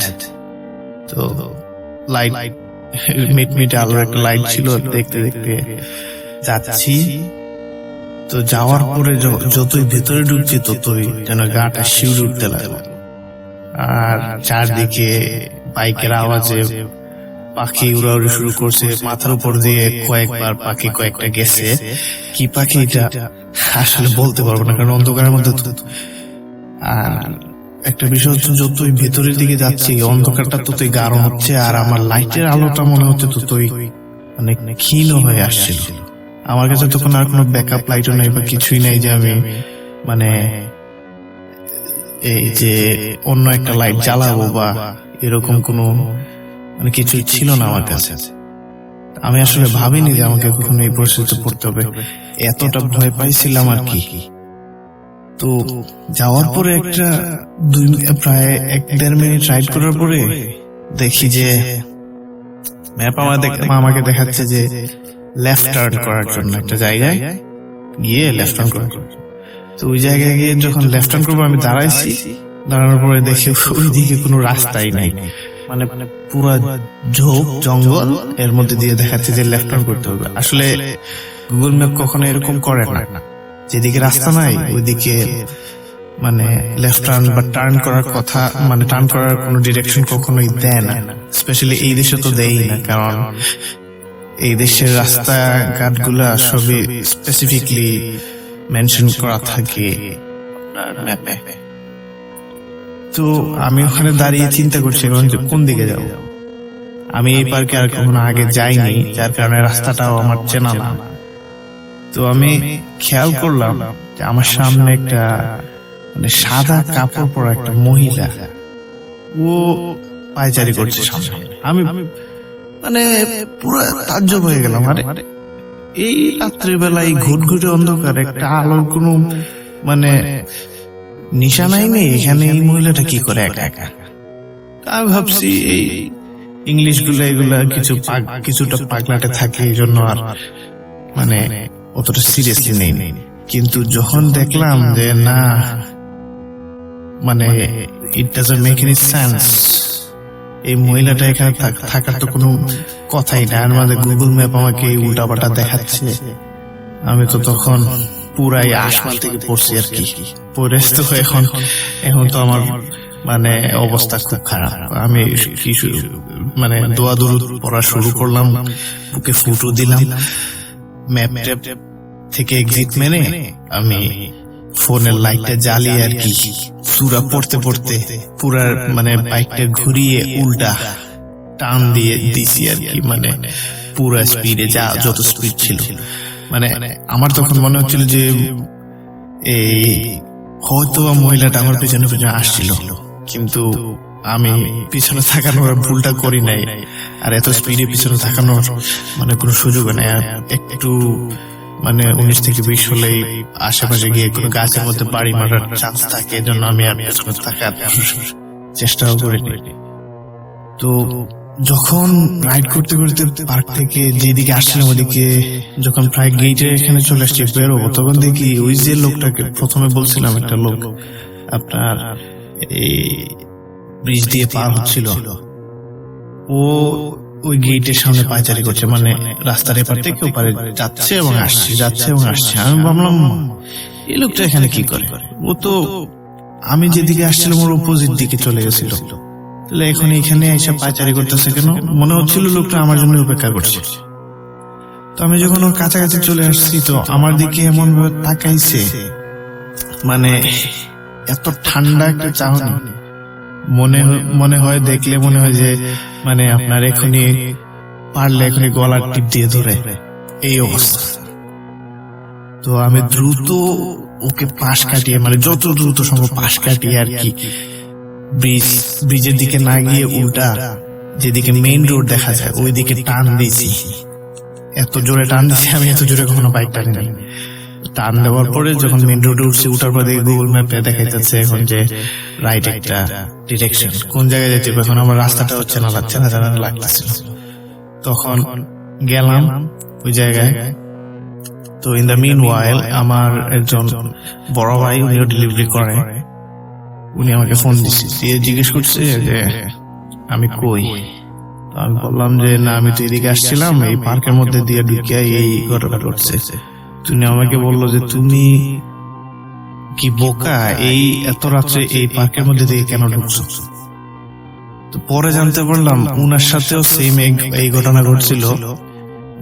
উনিও নাকি একদিন এই পার্কের মধ্যে দিয়ে ঢুকছিল রাত্রেবেলা বলতে সন্ধ্যাবেলা আর কি, উইন্টারের সময় কিন্তু এই যখন পুরা উইন্টার থাকে এখানে প্রায় 3টার দিকে এখানে পুরা ঘুটঘুটে অন্ধকার নেমে আসে। তো রুরাল এরিয়াতে গেলে তো আপনার স্ট্রিট লাইট কম থাকে, তো সেখানে অন্ধকারটা আরো বেশি গাঢ় থাকে। তো উনি ওই উইন্টারের সময় একদিন গুগল ম্যাপ ফলো করে ওইদিকে ঢুকছিল। ঢুকার পরে উনি নাকি দেখছে ওই সেম মহিলাকে সাদা কাপড় পরা, কি কাপড় উনিও বলতে পারে না, শুধু দেখছে ওনার কাপড়টা সাদা। উনি দেখছে যে ওই মহিলাটা বেঞ্চে বসে আছে। আমি দেখছি ও হাঁটাহাঁটি করতেছে, কিন্তু উনি দেখছে ওই বেঞ্চে বসে আছে। তো উনি যখন পাশ কাটিয়ে যাচ্ছিল তখন মানে উনাকে ডাক দিছে ওই মহিলাটা, ইংলিশে কি জানি একটা বলে ডাক দিছে, হেই নাকি একটা জানি বলে ডাক দিছিল। কিন্তু উনি বুঝে গেছে, উনি তো মানে বয়সে আমার থেকে অনেক বড়, উনি বিষয়টা আজ করতে পেরেছে। তাই উনি মানে গুগল ম্যাপ অনুসরণ করে মহিলার ডাকটাও শুনে, মানে উনি স্পিডে মহিলাটার পাশ কাটিয়ে আর কি চলে গেছে। তো মানে লাকিলি উনার রুটটা ওনার চেনা ছিল, এজন্য উনি মানে বের হতে পেরেছিল ওই পার্ক দিয়ে আর কি, অপোজিটে না গিয়ে মানে উল্টা ঘুরে না আসে পার্ক থেকে বের হতে পেরেছিল। তো তারপর উনি আমাকে এই ঘটনাটা বলার পর তো আমি মনে মনে নিজেকে অনেক লাকি ভাবলাম যে না, আল্লাহ অনেক বড় বিপদ থেকে বাঁচাইছে। তো চলে আসলাম, আসার পরে এখানে আমার আরো কয়েকজন মানে ফ্রেন্ড বন্ধু আসছিল, ওই সিটি সেন্টারে বসে আসছিল, মানে কাজে আসলে ওদের সাথে বসে আমি আড্ডা টাড্ডা দিই আর কি। তো ওখান থেকে আরেকজন বলতেছে সেম ঘটনা ওর সাথেও ঘটছিল। ওর সাথে কি ঘটছিল, মানে আমাদের মতো তো ডিপে যায় নাই ওই ওরকম নাকি একদিন সন্ধ্যার দিকে মানে সন্ধ্যা লাগোয়া অবস্থায় আর কি ওইদিকে যাচ্ছিল।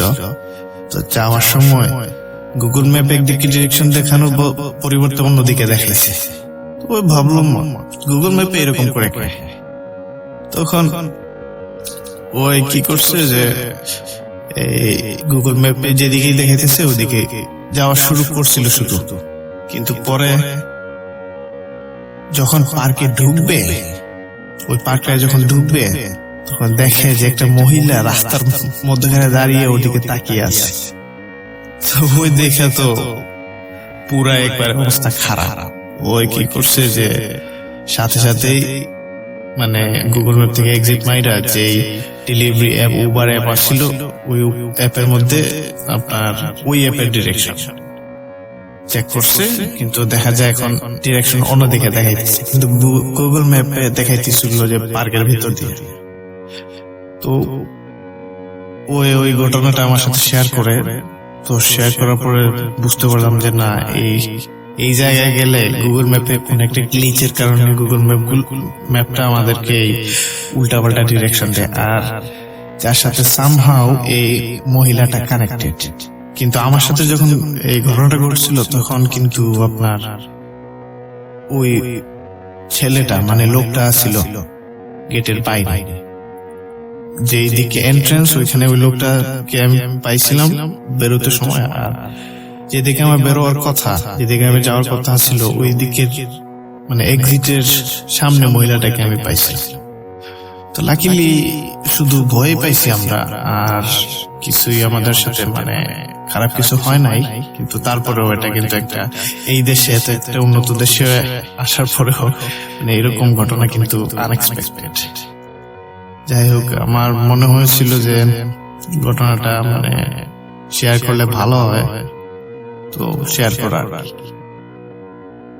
তো ভালো থাকবেন সবাই, আশা করি ঘটনাটি আপনাদের ভালো লাগবে। আর আমি যেহেতু আসলে শুদ্ধ বাংলা অতটা চর্চায় পড়ে না, এদেশে তো আর ইংলিশ ব্যবহার করতে হয়, আর সিলেটে তো আর আপনাদের মানে লোকাল ল্যাঙ্গুয়েজ, তারপরে যতটুকু মানে পারছি চেষ্টা করছি আর কি ঠিকঠাক ভাবে বলার। আশা করি ভুল ত্রুটি গুলা মানে ক্ষমা সুন্দর দৃষ্টিতে। ভালো থাকবেন রাসেল ভাই, ভালো থাকবেন লিসনার্স। সালাম আলাইকুম।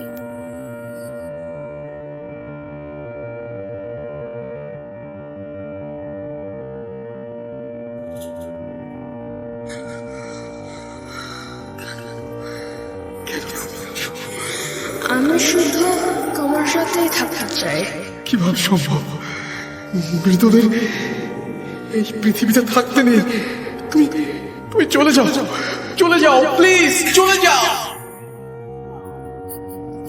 সবটাই কি ইলুশন, নাকি অন্য জগতের কেউ কখনো হাজির হয়ে যায় সুখের পলকে? ভূত.com with Russell। আপনার সবাইকে স্বাগত জানাচ্ছি। যারা এখন পর্যন্ত আমাদের ইউটিউব চ্যানেলটি সাবস্ক্রাইব করেনি, অনুগ্রহ করে সাবস্ক্রাইব করে নেবেন এবং অবশ্যই বেল আইকনটি ক্লিক করতে ভুলবেন না। আমরা চলে যাই আমাদের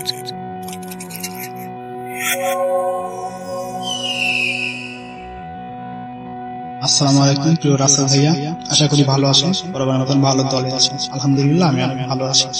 যেহেতু আমি দেশের বাইরে থাকি, যার কারণে স্টুডিওতে গিয়ে ঘটনাটি আমার পক্ষে শোনানো সম্ভব হলো না, আমি খুবই আন্তরিকভাবে দুঃখিত। ঘটনাটি একটি বিয়ে বাড়ির রিলেটিভ ঘটনা। ঘটনাটি অনেক বড়, তবে আমি আমার মতন করে সংক্ষেপে বলার চেষ্টা করছি। যদি ঘটনাটি ভালো লাগে সকলের সাথে শেয়ার করবেন। চলুন আর বেশি কথা না বলে মূল ঘটনা শুরু করা যাক। সময়টি ছিল 2019 সাল। তখন আমি বাংলাদেশে ছিলাম। একদিন খুবই কল আসলো এবং খুবই আমাকে জানালেন যে ওনার মেয়ের বিয়ে ঠিক হয়েছে এবং খুব হুটহাট করে সামনে ফ্রাইডে ওনার মেয়ের বিয়ে। আমি যেন খুব দ্রুত, যত দ্রুত সম্ভব আমি যেন ওনাদের বাসায় পৌঁছাই। তো আমি বললাম যে ঠিক আছে, আমি খুব দ্রুত পৌঁছে যাব বলে আমি ফোনটা রেখে দিলাম। সেদিন দিনটি ছিল সোমবার। আমি ওই দিনে আম্মাকে ফোন দিয়ে বললাম যে সবকিছু বললাম। তখন বলে রাখি তখন আমার আব্বু দেশের বাইরে থাকতেন আর কি, যার কারণে আমাকে একাই যাওয়া লাগবে। তো আমি সাথে আমার একটা ফ্রেন্ডকে নিয়ে বুধবারের দিন বিকেলে রওনা হই এবং রাত 10:30টার দিকে গিয়ে মোবারকগঞ্জ অর্থাৎ কালীগঞ্জ নামে পরিচিত ওখানে আমাদের বাসা। ওখানে গিয়ে আমরা উপস্থিত হই। রাত্রে আমাদের ওখান থেকে রিসিভ করে ফুপুদের বাড়িতে সকলে নিয়ে যায়। নিয়ে যাওয়ার পরে ওই দিন একটু শরীরটা ক্লান্ত লাগছিল, যার কারণে আমরা বেশি আনন্দ করি না। দেন নেক্সট ডে বৃহস্পতিবার ছিল। বৃহস্পতিবার আমরা খুব আনন্দ করি। আর গ্রামাঞ্চলের দিকে বিয়েতে খুব বেশি আনন্দ হয়। যেমন ধরেন যে সবাই আত্মীয় স্বজন একসাথে থাকে, তারপরে ভাই বোনেরা সব এক জায়গায়, খুব বেশি আনন্দ, নাচ গান মানে সবকিছু মিলে খুব আনন্দ হইল্লা হয় আর কি। তো এরকম আনন্দ করতে করতে রাত ম্যাক্সিমাম 1টা বেজে যায়। তো 1টার দিকে যখন সবাই ঘুমোতে চলে যায় তখন আমরা আমার সাথে থাকা ফ্রেন্ডকে বললাম চল আমরা একটা সিগারেট খেয়ে আসি বাইরে থেকে। তো বললো যে ঠিক আছে যাওয়া যায়। সাথে ফুফাতো ভাইকে নিলাম। ফুফাতো ভাই এবং ওর সাথে আবার আরেকজন ছিল, ওর বাড়ির পাশে একটা চাচাতো ভাই, ও আমাদের থেকে 2-3 বছরের জুনিয়র হবে। তো ওকে আমরা সাথে নিয়ে 4 জন আমরা হাঁটতে হাঁটতে গ্রামের রাস্তা দিয়ে আমরা অনেকটা দূরে চলে যাই আর কি। তো যেহেতু 4 জন একসাথে ছিলাম, জ্যোৎস্নার রাত ছিল, খুব বেশি অন্ধকার না, গরমের সময়। তো আমরা হাঁটতে হাঁটতে একটু মাঠের দিকে চলে যাই আর কি। জায়গাটি এমন ছিল যে 3-4টা পুকুর আর 2-1টা ধান ক্ষেত, আর ওখানে হচ্ছে বড় হচ্ছে কয়েকটা গাছপালা, আর তার পিছনে আছে বিশাল বড় একটা বাঁশবাগান আর কি। তবে সব দিকে জ্যোৎস্নার আলো থাকতো, সেই বাঁশবাগানের দিকে গুমোট একটা অন্ধকার বাধা এরকম লাগছে। তো আমরা ওদিকে আর যাই নাই, আমরা পুকুর বাউড়ি দিয়ে আমরা হাঁটছি, পুকুরের বাউড়ি দিয়ে হাঁটছি সিগারেট কেনার জন্য। তো আমরা একটা ফাঁকা জায়গায় গিয়ে, মানে যে জায়গাটা একটু পরিষ্কার পরিচ্ছন্ন, ওই জায়গায় দাঁড়িয়ে আমরা একটা মানে সবাই একটা করে সিগারেট ধরে আমরা ওখানে সিগারেট খাচ্ছি। এবং আমি ওদেরকে বললাম যে তোমরা এখানে বসো, আমি সামনে থেকে একটু পোশাক করে আসছি। এই বলে আমি 2-3 মিনিট একটু হাঁটলাম। বেশ ওদের থেকে অনেকটা দূরে চলে গেছি, পুকুরের ওই মাথায় চলে গেছি, মেন মাথায় চলে গেছি। আমার সামনে তখন সম্পূর্ণ মাঠ, মানে সব ধান ক্ষেত, আর এদিকে কয়েকটা গাছপালা, দূরে আছে বাঁশবাগান। তো আমি ওখানে বসে পোশাক করালাম।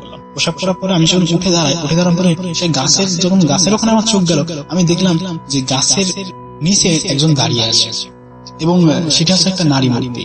কারণ থাকে না যে মানে একজন হিজাবি মেয়ে যেরকম হয়, ঠিক সেরকম। তার পুরো মাথা থেকে পা পর্যন্ত বোরকা, কালো বোরকায় ঢাকা। তো আমি মনে মনে ভাবলাম যে এত রাতে এখানে একটা মেয়ে কি করে, একটু অবাক হলাম। আমি ভাবলাম যে হতে পারে, যাই হোক কোনো কিছু বেশি পাত্তা না দিয়ে তখন আমি ঘুরে চলে আসবো। এমন সময় আমি আবার তাকিয়ে দেখলাম একটা জিনিস আমাকে অবাক করলো, যে আমি পুকুরের বাউরির উপরে, অর্থাৎ পুকুরের চারিদিকে মাটি দিয়ে 2-3 হাত উঁচা করা, আমি পুকুরের সেই মাটির উপরে দাঁড়িয়ে আছি, অর্থাৎ অনেকটা উঁচা। তবে সেই আমার সামনে যে আম গাছের অথবা যে কোনো একটা গাছ হবে, ওই গাছের নিচে কিভাবে ওই মেয়েটা আমার সমান সমান লম্বা হয়, এই একটা জিনিস আমাকে খুব বেশি অবাক করেছিল ওই দিন রাতে। আমি চিন্তাকালে ওই একটা জিনিস চিন্তা করছি, আপনি নিজে একটু ভাবেন রাসেল ভাই, যে আপনি একটা পুকুরের উপরে দাঁড়িয়ে আছেন, পুকুরের একটা বাউরির উপরে, অর্থাৎ সে মাটির উপরে দাঁড়িয়ে আছেন, যেটা ম্যাক্সিমাম 2-3 হাত উঁচা করা। আর কোন একটা মানুষ যদি নিচে থাকে, সেই মানুষ যদি আপনার সমান সমান লম্বা হয়, তাহলে আপনার খটকা লাগবে না সেই মানুষটা ঠিক কতটা পরিমাণ লম্বা? ঠিক সেম ওইভাবে আমারও একটু খটকা লাগছিল। তখন আমি ওদেরকে একটু জোরে ডাকলাম, মানে একটু জোরে উচ্চ স্বরে ওদেরকে ডাকলাম। ওরা আমার কাছে আসার পরে বললো কি হয়েছে? আমি বললাম আচ্ছা, ওই যে একটা গাছের নিচে কিছু একটা আছে, ওটা কি শুধু আমি একা দেখতে পাচ্ছি নাকি তোমরা দেখতে পাচ্ছ? ওরা ভালো করে তাকিয়ে বলে যে না ভাই, আমরা দেখতে পাচ্ছি জিনিসটা, আসলে জিনিসটা কি। এভাবে আমরা 2-3 মিনিট ওইটার দিকে তাকিয়ে থাকি। হ্যাঁ, তো ওই জিনিসটা কোনো মুভও করছে না, ওই একইভাবে দাঁড়িয়ে আছে। তো তখন ওই জিনিসটা দেখার পরে আমাদের মাঝখান থেকে একজন বললো, মানে যে জুনিয়র যে ছেলেটা ছিল, ও বললো যে আরে ভাইয়া তোমরা এমনিতেই ভয় পাচ্ছ, আসলে ওটা হচ্ছে একটা কাকতাড়ুয়া। অনেক সময় ভুট্টা ক্ষেত অথবা কোনো ক্ষেতের ওই জিনিসটা দেওয়া থাকে, যার কারণে কোনো পাখি এসে যেন ফসল নষ্ট না করতে পারে, যার কারণে কাকতাড়ুয়া লাগানো থাকে। তো আমরা সেই সময় একটু নর্মালি নিয়ে বললাম যে আচ্ছা, এটা হচ্ছে একটা কাকতাড়ুয়া, আমরা এটা দেখে এমনিতেই ভয় পাচ্ছি। এই বলে আমরা এটা আবার একটু হাঁটাহাঁটি করে সিগারেট খাচ্ছিলাম। তো এমন একটা সময় আমার আবারও চোখ যায় ওইটার দিকে। এমন সময় আমি দেখলাম যে এতক্ষণ দেখলাম সে গাছের নিচে ছিল, আর এখন দেখি গাছ থেকে মিনিমাম 10 থেকে 12 হাত আগায় আসছে এরকম। তো আমি এই জিনিসটা দেখে একটু অবাক হয়ে দেখে বললাম, আচ্ছা তোমরা যে বললে যে এটা কাকতারুয়া, তাহলে জিনিসটা মুভ করলো কিভাবে? এটা তো কাকতারুয়া না, তোমরা ভালো করে খেয়াল করে দেখো। তখন দেখলাম যে গাছের নিচে, এখন দেখছি গাছের সামনে, এটা কিভাবে সম্ভব? তখন এই জিনিসটা দেখে আমরা সবাই রীতিমতো মানে ভয় পেয়ে গেছি। সেই জুনিয়র ছেলেরা বললো যে ভাইয়া, আমি আব্বুর মুখে শুনছিলাম যে জায়গাটা নাকি ভালো না, চলো আমরা এখান থেকে চলে যাই, আমার কেমন জানি ভয় ভয় করছে। যখন চলে যাওয়ার কথাটা ওঠে না, তখন সেই নারী মূর্তি চোখ আগুনের মতন জল করে ওঠে। একদম মনে হচ্ছে আগুন যেমন জ্বলন্ত লাভা হয় না, সেই জ্বলন্ত লাভার মতন চোখ দুটা জ্বলছে। তো এটা দেখার পরে তো আমরা তো ভয়ে তো মানে পুরো শিউরে উঠেছি। তো প্রথম দিকে যেহেতু আমাদের যে জুনিয়র যে ছেলেটা ছিল, ও বললো যে আমি এখানে আর এক মুহূর্ত নাই, এটা বলে ও মানে ছুট দিছে, দৌড় দিছে আর কি বাড়ি বাড়ি। ওর দেখা দেখি আমার যে ফুফাতো ভাই, ও দৌড় দিছে। ফুফাতো ভাই দেখা দেখি আমার সাথে থাকা যে ফ্রেন্ডটা, ও দৌড় দিছে। ওর দৌড় দেখে তো আমি তো দাঁড়ায় থাকতে পারবো না, আমিও দৌড় দিছি। চারজন পুকুর বাড়ি দিয়ে দৌড়াচ্ছি। দৌড়াতে দৌড়াতে আমি যেহেতু সবার পিছনে ছিলাম, আমি হজট খেয়ে পড়ে গেছিলাম। পড়ে গিয়ে আমার পায়ে অনেক ব্যথা পাইছিলাম, আর আমি ওদেরকে ডাকতেও পারছিলাম না। ওরা ওদের মতো চলে যায়, ওরা তো কোনো জিনিস অবজার্ভ করে না যে আমি পিছনে পড়ে গেছি, ওরা ওদের মতন দৌড়াতে দৌড়াতে চলে গেছে। এমন সময় আমি মানে ভয়ে পিছনের দিকে তাকাই, দেখি সেই নারী মূর্তিটা মানে একটা কুকুরে পরিণত হয়ে গেল। মানে এমন ভাবে কুকুরে পরিণত হয়ে গেল যে আমি মনে মনে ভাবলাম যে তখন দেখছিলাম যে দাঁড়ায় আছে, এখন দেখি কুকুর। মানে আমি তো আরো বেশি ভয় পেয়ে গেলাম। ভয় পাওয়ার পরে সেই কুকুরটা মানে এত পরিমাণ অস্বাভাবিক, রাসেল ভাই লম্বা হবে মিনিমাম, মনে করেন যে একটা কুকুর যেরকম হয় স্বাভাবিক সেরকম না, তার বেশি লম্বা। আর তার জিহ্বাটা মিনিমাম মনে করেন 1 হাত ঝুলছে, চোখ দুইটা মনে করেন জল করছে, আর দাঁত গুলো অস্বাভাবিক দাঁত। মানে এত ভয়ঙ্কর কুকুর, মানে কোনোদিন স্বাভাবিক কুকুর হতেই পারে না। সে দূর থেকে মানে আমার দিকে এমন ভাবে ঘর করে ধেয়ে আসছে, যেন এসে মনে হচ্ছে আমার শরীরের মাংস খুলে খুলে খেয়ে নিবে, এত পরিমাণ সে দূরে ছুটছে। একটা সময় সে আমার সামনে এসে আমার মানে ঘেউ ঘেউ করছে, আর আমি ভয়ে আমি আটকে উঠছি।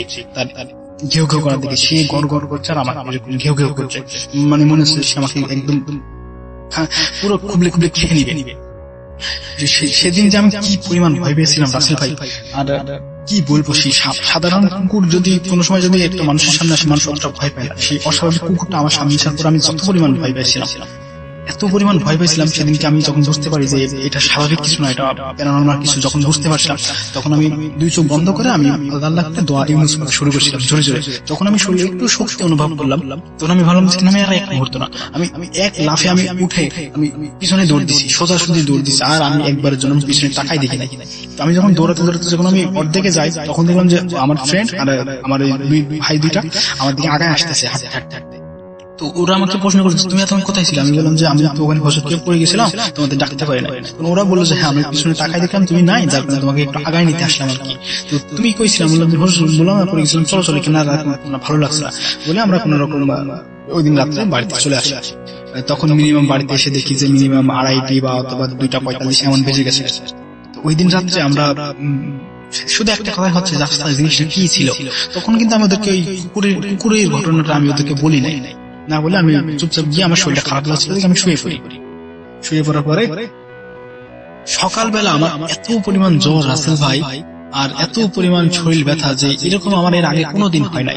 জ্বর আসলে আমি ছুটাছুটি করছি, হাঁটাহাঁটি করছি, কিন্তু এত পরিমাণ জ্বর যে আমি বিছানা থেকে উঠতেই পারি না। কিন্তু এটা শুধু আমার সাথেই, ওরা 3 জনের সাথে কোনো কিছুই হয় না, শুধুমাত্র আমার সাথে।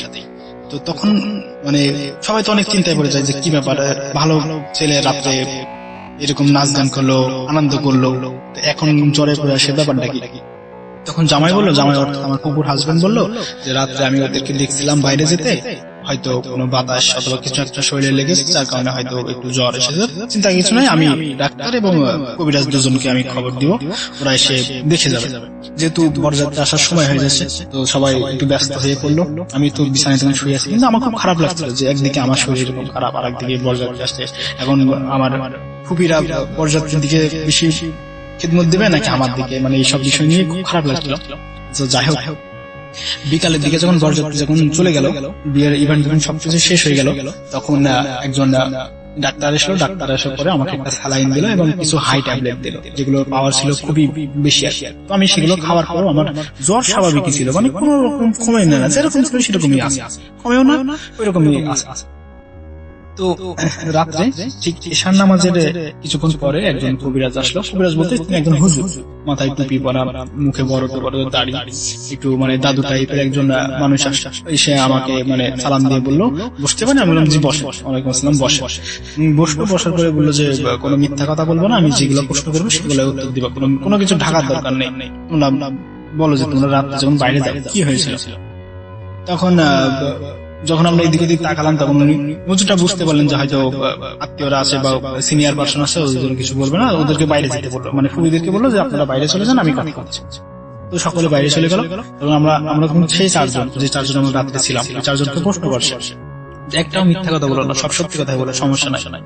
তো তখন আমরা বললাম যে দেখেন হুজুর, আমরা রাত্রে একটু সিগারেট খাওয়ার জন্য বাইরে গেছিলাম এবং গল্পে অনেকটা দূরে চলে গেছিলাম। গিয়ে আমরা ওই পুকুর বাড়িতে সিগারেট খাচ্ছিলাম, হঠাৎ আমি একটু আগায় প্রসাব করতে গিয়ে প্রসাব শেষ করে আমি উঠে দেখি যে গাছের নিচে এরকম নারী মূর্তি, দেন এরকম ঘটনা হয়, মানে সব তাকে খুলে বললাম।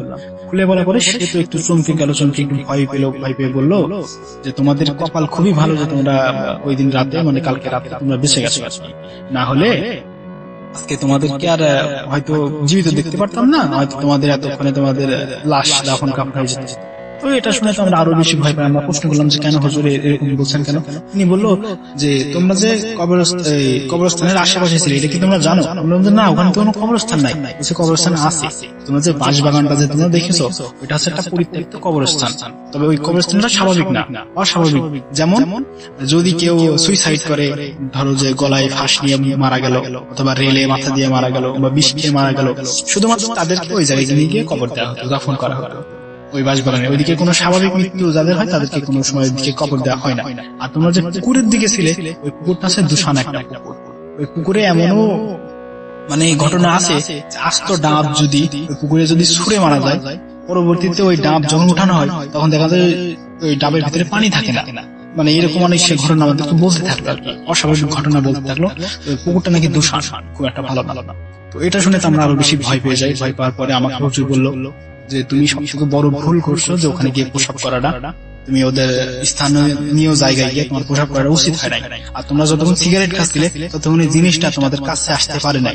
যখন তোমরা সিগারেট ফেলে দিয়ে দৌড় দিচ্ছিলা তখন সে তোমার কাছে আসতে সক্ষম হয়, এবং তুমি যেহেতু আগে দেখছো তুমি প্রসাব করছো, তাই তোমার দিকে রাগান্বিত ভাবে ওইভাবে ঘেউ করছিল কুকুরের রূপ নিয়ে।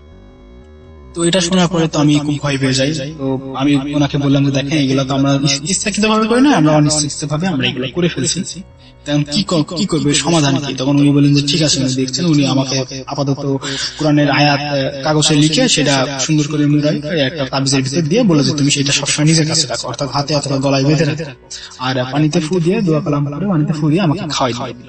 তারপরে মিনিমাম রাত্রে আমি যখন ঘুমাই যাই, সেদিন শনিবারের রাত ছিল, ওই দিন রাতে আমি যখন ঘুমাই যাই আমি অস্বাভাবিক শুধু স্বপ্ন দেখতেছিলাম। যেরকম ধরেন যে একবার কুকুর এসে আমাকে চারদিক থেকে ঘিরে ধরছে, আমাকে ঘেউ করছে বা আমাকে কুকুরে তাড়া করছে। পুরোটা রাত মানে সারাটা রাত আমাকে শুধু কুকুরের স্বপ্ন নিয়ে আমি স্বপ্ন দেখেছি। রবিবারের দিন আমি ফুপিকে বললাম যে ফুপি আমার ভালো লাগছে না, আমি চলে যাবো, আমার আর ভালো লাগছে না, আমি বাসায় চলে যাবো। সবাই যখন না করলো তারপর আমি বললাম যে আমি চলে যাবো, আমি থাকবো না এখানে বলে আমি জোরপূর্বক ভাবে আমার ফ্রেন্ডকে নিয়ে আমি চলে আসি। রবিবার বিকেলের দিকে আমরা ট্রেনে উঠে রাত 1:45 দিকে আমরা গিয়ে নামবো আমাদের স্টেশনে, অর্থাৎ আমাদের গন্তব্যে। আমরা যখন মুবারকগঞ্জ থেকে যখন আমরা বিকেলের দিকে ট্রেনে উঠি, তো আমাদের আস্তে আস্তে ট্রেন অনেক লেটে ছিল, যার কারণে আসতে লেট হয়ে যায়। তবে এর মাঝে আমরা যখন মাঝপথে ছিলাম, আমি জানলার পাশে ছিলাম আর আমার ফ্রেন্ড পাশে ছিল, ও ঘুমাচ্ছিল, হ্যাঁ আমার কাঁধে মাথা রেখে ও ঘুমাচ্ছিল। ওই সময় আমি যখন জানলা দিয়ে বারবার বাইরে তাকাচ্ছিলাম, আমি দেখলাম যে একটা কুকুর মানে ট্রেনের সাথে ছুটছে আর কি, মানে এত পরিমাণ গতিতে ছুটছে যে সাধারণ কুকুর অত পরিমাণ গতিতে ছোটা সম্ভব না। আমি বারবার শুধু বাইরে তাকাচ্ছি, তবে একটা জিনিস দেখছি যে সে কুকুরটা না সামনে কোনো কিছুই মানছে না। যেমন ধরেন যে ওখানে পুকুর ছিল, গাছপালা ছিল, ঝোপঝাপ ছিল, তারপরে আপনার হচ্ছে পানির বরফ ছিল, কোনো কিছু কুকুরটা না মানছে না, সবকিছু ভেদ করে ট্রেনের সাথে সাথে ছুটছে। তো আমি বারবার শুধু বাইরে তাকিয়ে দেখছি।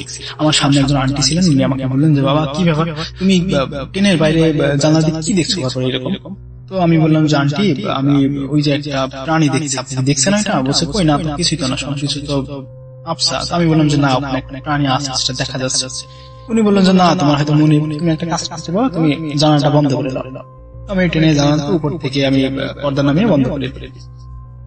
1:45 দিকে বা 2টার দিকে এরকম একটা টাইমে এসে আমরা আমাদের গন্তব্যে নামার পরে নিচে যাই। নিচে গিয়ে আমরা একটা রিক্সা নিয়ে যখন আমি আমার বাসার উদ্দেশ্যে যাচ্ছিলাম, আমি ফ্রেন্ডকে বললাম যে আজকে তুই বাসায় যাস না, তুই আমার সাথে আমার বাসায় চল।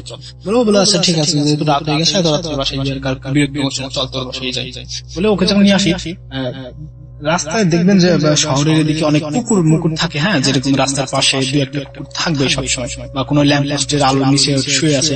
তো আমি যখন স্বাভাবিক কুকুর দেখছিলাম, মানে ওগুলো স্বাভাবিক ছিল, আমার ভয়ে মানে রাস্তায় ভয়ে সেই কুকুরের যে এত পরিমাণ ভয়ঙ্কর রূপ হতে পারে, মানে সেই জিনিসটা বারবার আমার চোখের সামনে ভেসে উঠছিল। ওই যে আমার সামনে যে ঘেউ ঘেউ করছিল, আমি মাটিতে পড়েছিলাম, ওই সময় আমার সামনে ঘেউ ঘেউ করছিল, আমাকে খুবলে খেয়ে নিবে, ওই জিনিসটা বারবার আমার সামনে মনে পড়ে যাচ্ছে সাধারণ কুকুর দেখার পরেও।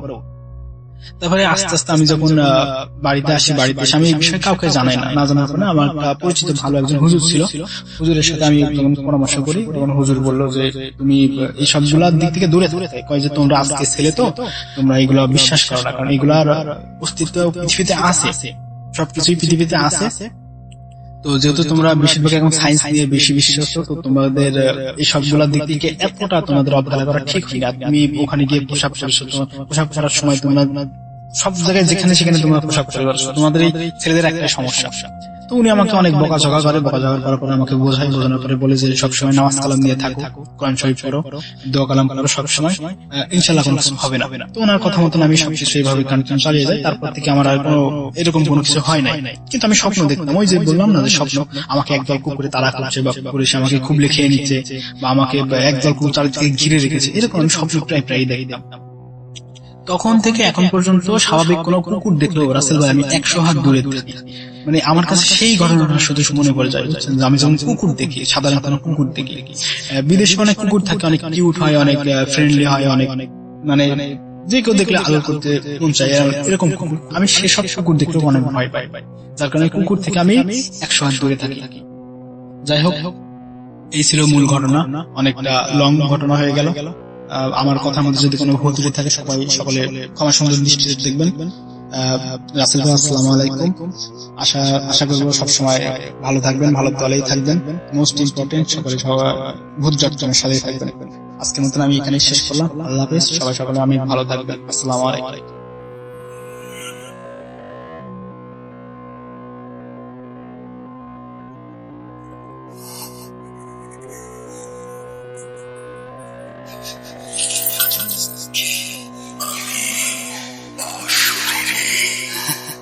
দেখতে পাবে না এত কাল ধরে শুনছ,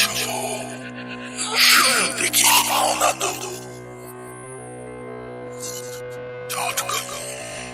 The fear returns with Russell. আপনাদের সবাইকে স্বাগত জানাচ্ছি। আপনারা সবাই ভালো আছেন এবং ভালো আছেন। যারা এখনো পর্যন্ত অন্য ভুবনের সাথে পরিচিত না, তাদেরকে রিকোয়েস্ট করবো ভিডিওতে এবং সেখানে গিয়ে আপনারা ভুবনে যদি ইচ্ছে করে। এছাড়াও আমাদের ওয়েবসাইটে অসংখ্য কন্টেন্ট আছে, সেই কন্টেন্টগুলো আপনারা শুনতে পারেন। ভালো ব্যবসা আমরা চলে যাই আমাদের পরবর্তী ঘটনা।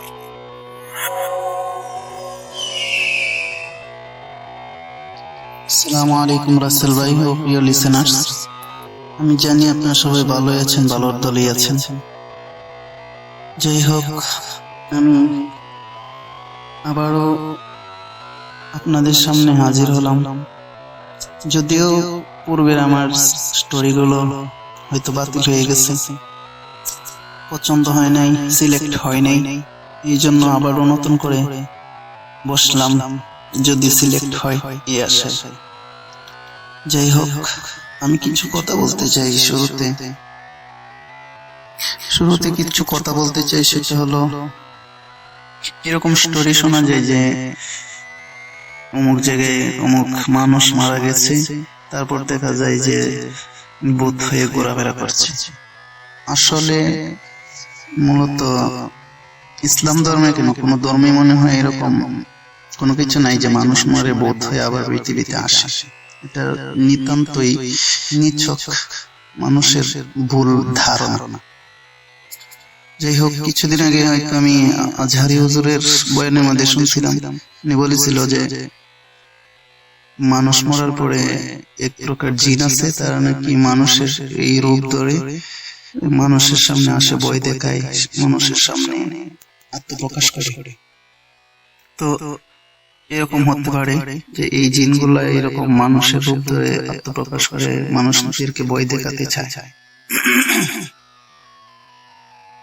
যাই হোক, আর আমাদের ইসলাম ধর্মে এরকম কোনো নাই যে মানুষ মরার পরে আবার পৃথিবীতে আসবে। দেখুন, যে কোনো ধর্মেরই হোক, আমরা বিশ্বাস করি যে আমরা যদি মুসলমানদের কথাই ধরি, আমরা বিশ্বাস করি মানুষ মরার পরে হয় জান্নাতে যাবে, না হয় জাহান্নামে যাবে, অথবা হিন্দুরা নরকে অথবা স্বর্গে যাবে, এরকম ধারণা। তো কেউ যদি একবার মৃত্যুবরণ করার পর ধরেন জাহান্নামে গেল, তো জাহান্নামী হওয়ার পরেও তাকে জাহান্নামের শাস্তি ভোগ করতে হবে, তাকে পৃথিবীতে আসার আর কোনো চান্স দেওয়া হবে না দ্বিতীয়বার। তেমনি ভাবে কেউ যদি জান্নাতে যায় মৃত্যুর পর, তাহলে সে জান্নাতে যাওয়ার পর পৃথিবীতে তাকে আসতে বললেও, অনুমতি দিলেও সে আসতে চাইবে না। তো যাই হোক, এরকম বিশ্বাস করার মধ্যে থেকে বিরত থাকবো। হয়তো মানুষের সুরত ধরে এই জিনগুলো মানুষকে ভয় দেখায়, এটাই ভালো।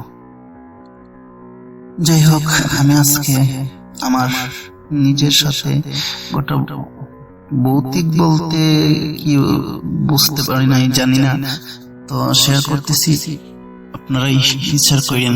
আমি যদিও আমি বাস্তবে ভয় পাইনি কোনোদিন, কোনো এরকম কোনো কিছু আমার সামনে পড়ে নাই, জিন বলেন এরকম বোতরে। আর মূলত আমি খুবই বৃদ্ধ মানুষ, যদি সামনে পড়ে তাহলে কি হয়, হার্ট ফেল করে হয়তো মরেই যাব। যাই হোক, শুরু করছি আমার ঘটনা।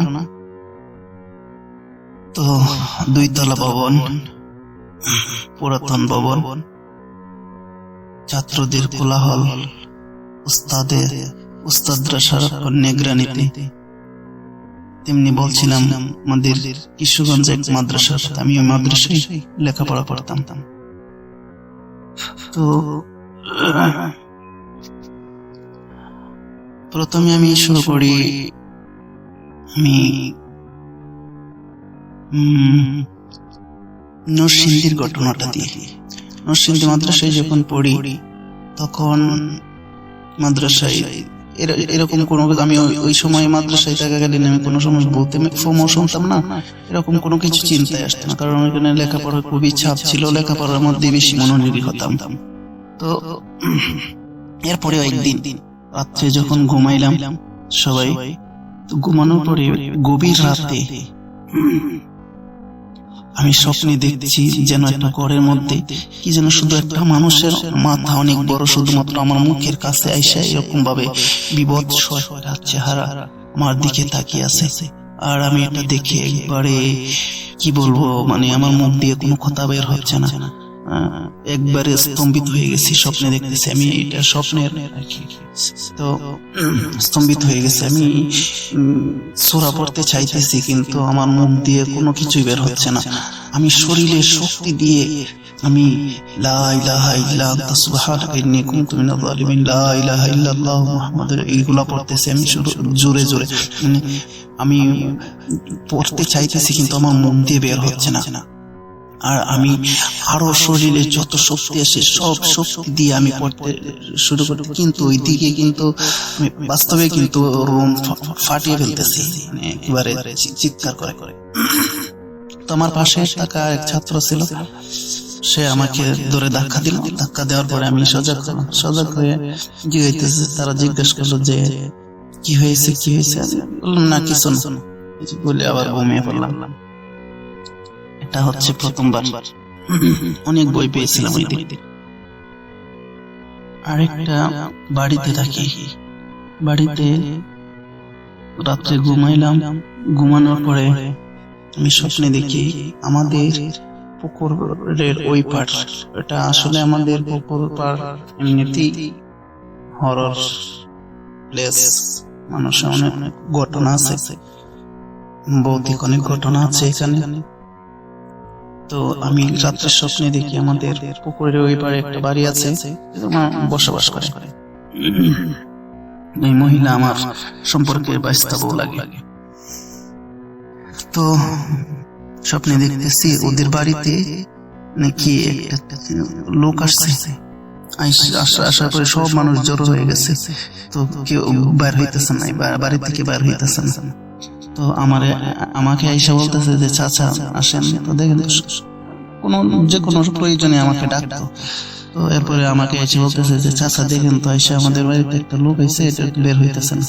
পরে আমি বলতেছি যে কেডা ওকে বের হইতেছে না, কার এত বড় সাহস।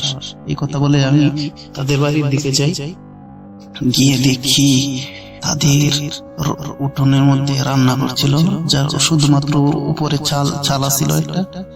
তো এটা নিচে চুলা, এই চুলার পাড়ে লোক বসে আছে, শরীরটা একবারে লাল টকটকা। ও বয়স আমি লম্বায় কতটুকু বলবো, মনে হয় 1.5 হাতের মতো লম্বা, শুধুমাত্র মোটা কাটা, মোটা সোটা, লাল টকটকা, মুখে চাপদারি, লম্বা, এক নজরে আমার দিকে তাকিয়ে আছে। আসলে আমি যখন ঘটনাটা বলতেছে আমার শরীর লোমগুলো দাঁড়িয়ে গেছে। তো অনেক ভয় পাইছিলাম। আমার দিকে তাকিয়ে আছে, তাকায় আমার দিকে এগিয়ে আসতেছে, আমি পাশাইতেছি, আমার দিকে এগিয়ে আসতেছে, আমি পেছনে যাচ্ছি, ও আমার দিকে এক নজরে তাকিয়ে আমার দিকে এগিয়ে আসছে। আর আমি জোরে লা ইলাহা ইল্লাল্লাহ কুল হুয়াল্লাহু আহাদ সূরা পড়তে শুরু করলাম। তো তখন আমি ঘুম থেকে জাগ্রত হয়ে গেলাম, দেখলাম যে আমি ঘুমিয়ে আছি। তো এই ছিল দ্বিতীয় স্বপ্ন। এরপর তৃতীয় স্বপ্ন, কিশোরগঞ্জ মাদ্রাসায় পড়ি। এখানে আমি আমার মাদ্রাসায় পড়ি এবং পাশাপাশি মসজিদের মধ্যে নামাজ পড়াই।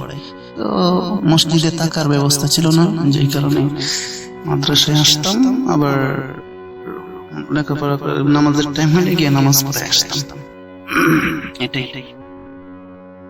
তো মাদ্রাসাটা ছিল 2 তলা ভবন বিশিষ্ট। পূর্ব পশ্চিমে ভবনটা, পশ্চিম পাশে মাদ্রাসার মসজিদ, পেছনে বড় পুকুর। তো ছাত্র মোটামুটি ছিল 400-500 মতো ছাত্র ছিল। তো আমরা থাকতাম 2 তলায়, সিঁড়ির পাশে রুমে। তো রাসেল ভাই, আমি রাত্রে ঘুমাইলাম, ঘুমানোর পরে স্বপ্নে দেখতেছি যে কোনো কিছুই দেখি না, শুধুমাত্র একটা বিড়াল আমার দিকে আসতেছে, শুধু আমার দিকে তাকিয়ে আসতেছে। আর আমি বয়ে পেছনে যাইতেছি, আর ওটা আমার দিকে আসতেছে। এই অবস্থায় আমি খুবই ভয় পাইলাম রাসেল ভাই, কি বলবো। বিড়ালটা ছিল মেট্রো রঙের, মাটির যে রং, এরকম রঙের বিড়ালটা ছিল, কালো না বা সাদাও না, মাটির রঙের। তো ওই আমার দিকে আসতেছে, আর আমি জোরে জোরে কি জানি পড়তেছি। আর তখন আমার পাশে যে ছিল সে আমাকে জাগিয়ে দিল। তখন আমি ঘুম থেকে জাগ্রত হইলাম। জাগ্রত হওয়ার পর কিছুক্ষণ পর ফজরের আজান হলো। আজানের সময় উঠলাম, ইস্তেঞ্জা করে সাইকেল নিলাম, মসজিদ থেকে একটা সাইকেল দিয়েছিল, সাইকেল নিলাম, সাইকেল দিয়ে আমি যাচ্ছি মসজিদের দিকে, ফজরের নামাজ পড়াবো। তো আবছা অন্ধকার, খুব বেশি অন্ধকার যে তা না, আবছা অন্ধকার, একবারে যে ফর্সা হয়ে গেছে মনে না। তো রাস্তা দিয়ে আমি যাচ্ছি, একবারে শুনশান নীরবতা, কোনো কিছু নেই। আবার আমার মনের মধ্যে কোনো বইও নেই। সবসময় আমি যাওয়া আসা করি, দিন 10 বার যাওয়া আসা করি, কোনো বই নেই। তো রাস্তার দুধারে সারি সারি গাছ, আবার সামনে যাওয়ার পর আলিয়া মাদ্রাসা, এটা মাদ্রাসা একটা ক্ষেতের পরে আলিয়া মাদ্রাসা, এই পাশে হচ্ছে রাস্তা। তো তো একটা মোড়ের এখানে তাল গাছ, 2-3টা তাল গাছ ছোট ছোট, আর পাশে হচ্ছে বাট গাছের ঝোপঝাড়। এরকম রাস্তায় যখন আমি গেলাম, যাওয়ার পরে দেখলাম রাস্তায় ওই যে রাত্রে যেই বিড়ালটা আমি স্বপ্নে দেখছিলাম, দেখে ভয় পেয়ে জাগ্রত হয়ে গেছিলাম, এইরকমই একটা বিড়াল এই বাট গাছের ভিতর থেকে লাফ দিয়ে আমার সাইকেলের সামনে দিয়ে লাফ দিয়ে এই যুগ থেকে লাফ দিয়ে ওই যুগের ভিতরে চলে গেল। আমি মনে মনে চিন্তা করলাম, আমি তো রাত্রে এই বিড়ালটা এইরকম একেবারে হুবহু সেম এরকম বিড়ালটা দেখলাম, কিন্তু আমি ভয় পেলাম না। এবার আমি মনে করলাম এটা স্বাভাবিক, তো কোনো বিড়ালই এই মনে করে আমি মসজিদে চলে গেলাম, কোনো কিছুই হলো না। তো এই ছিল রাসেল ভাই।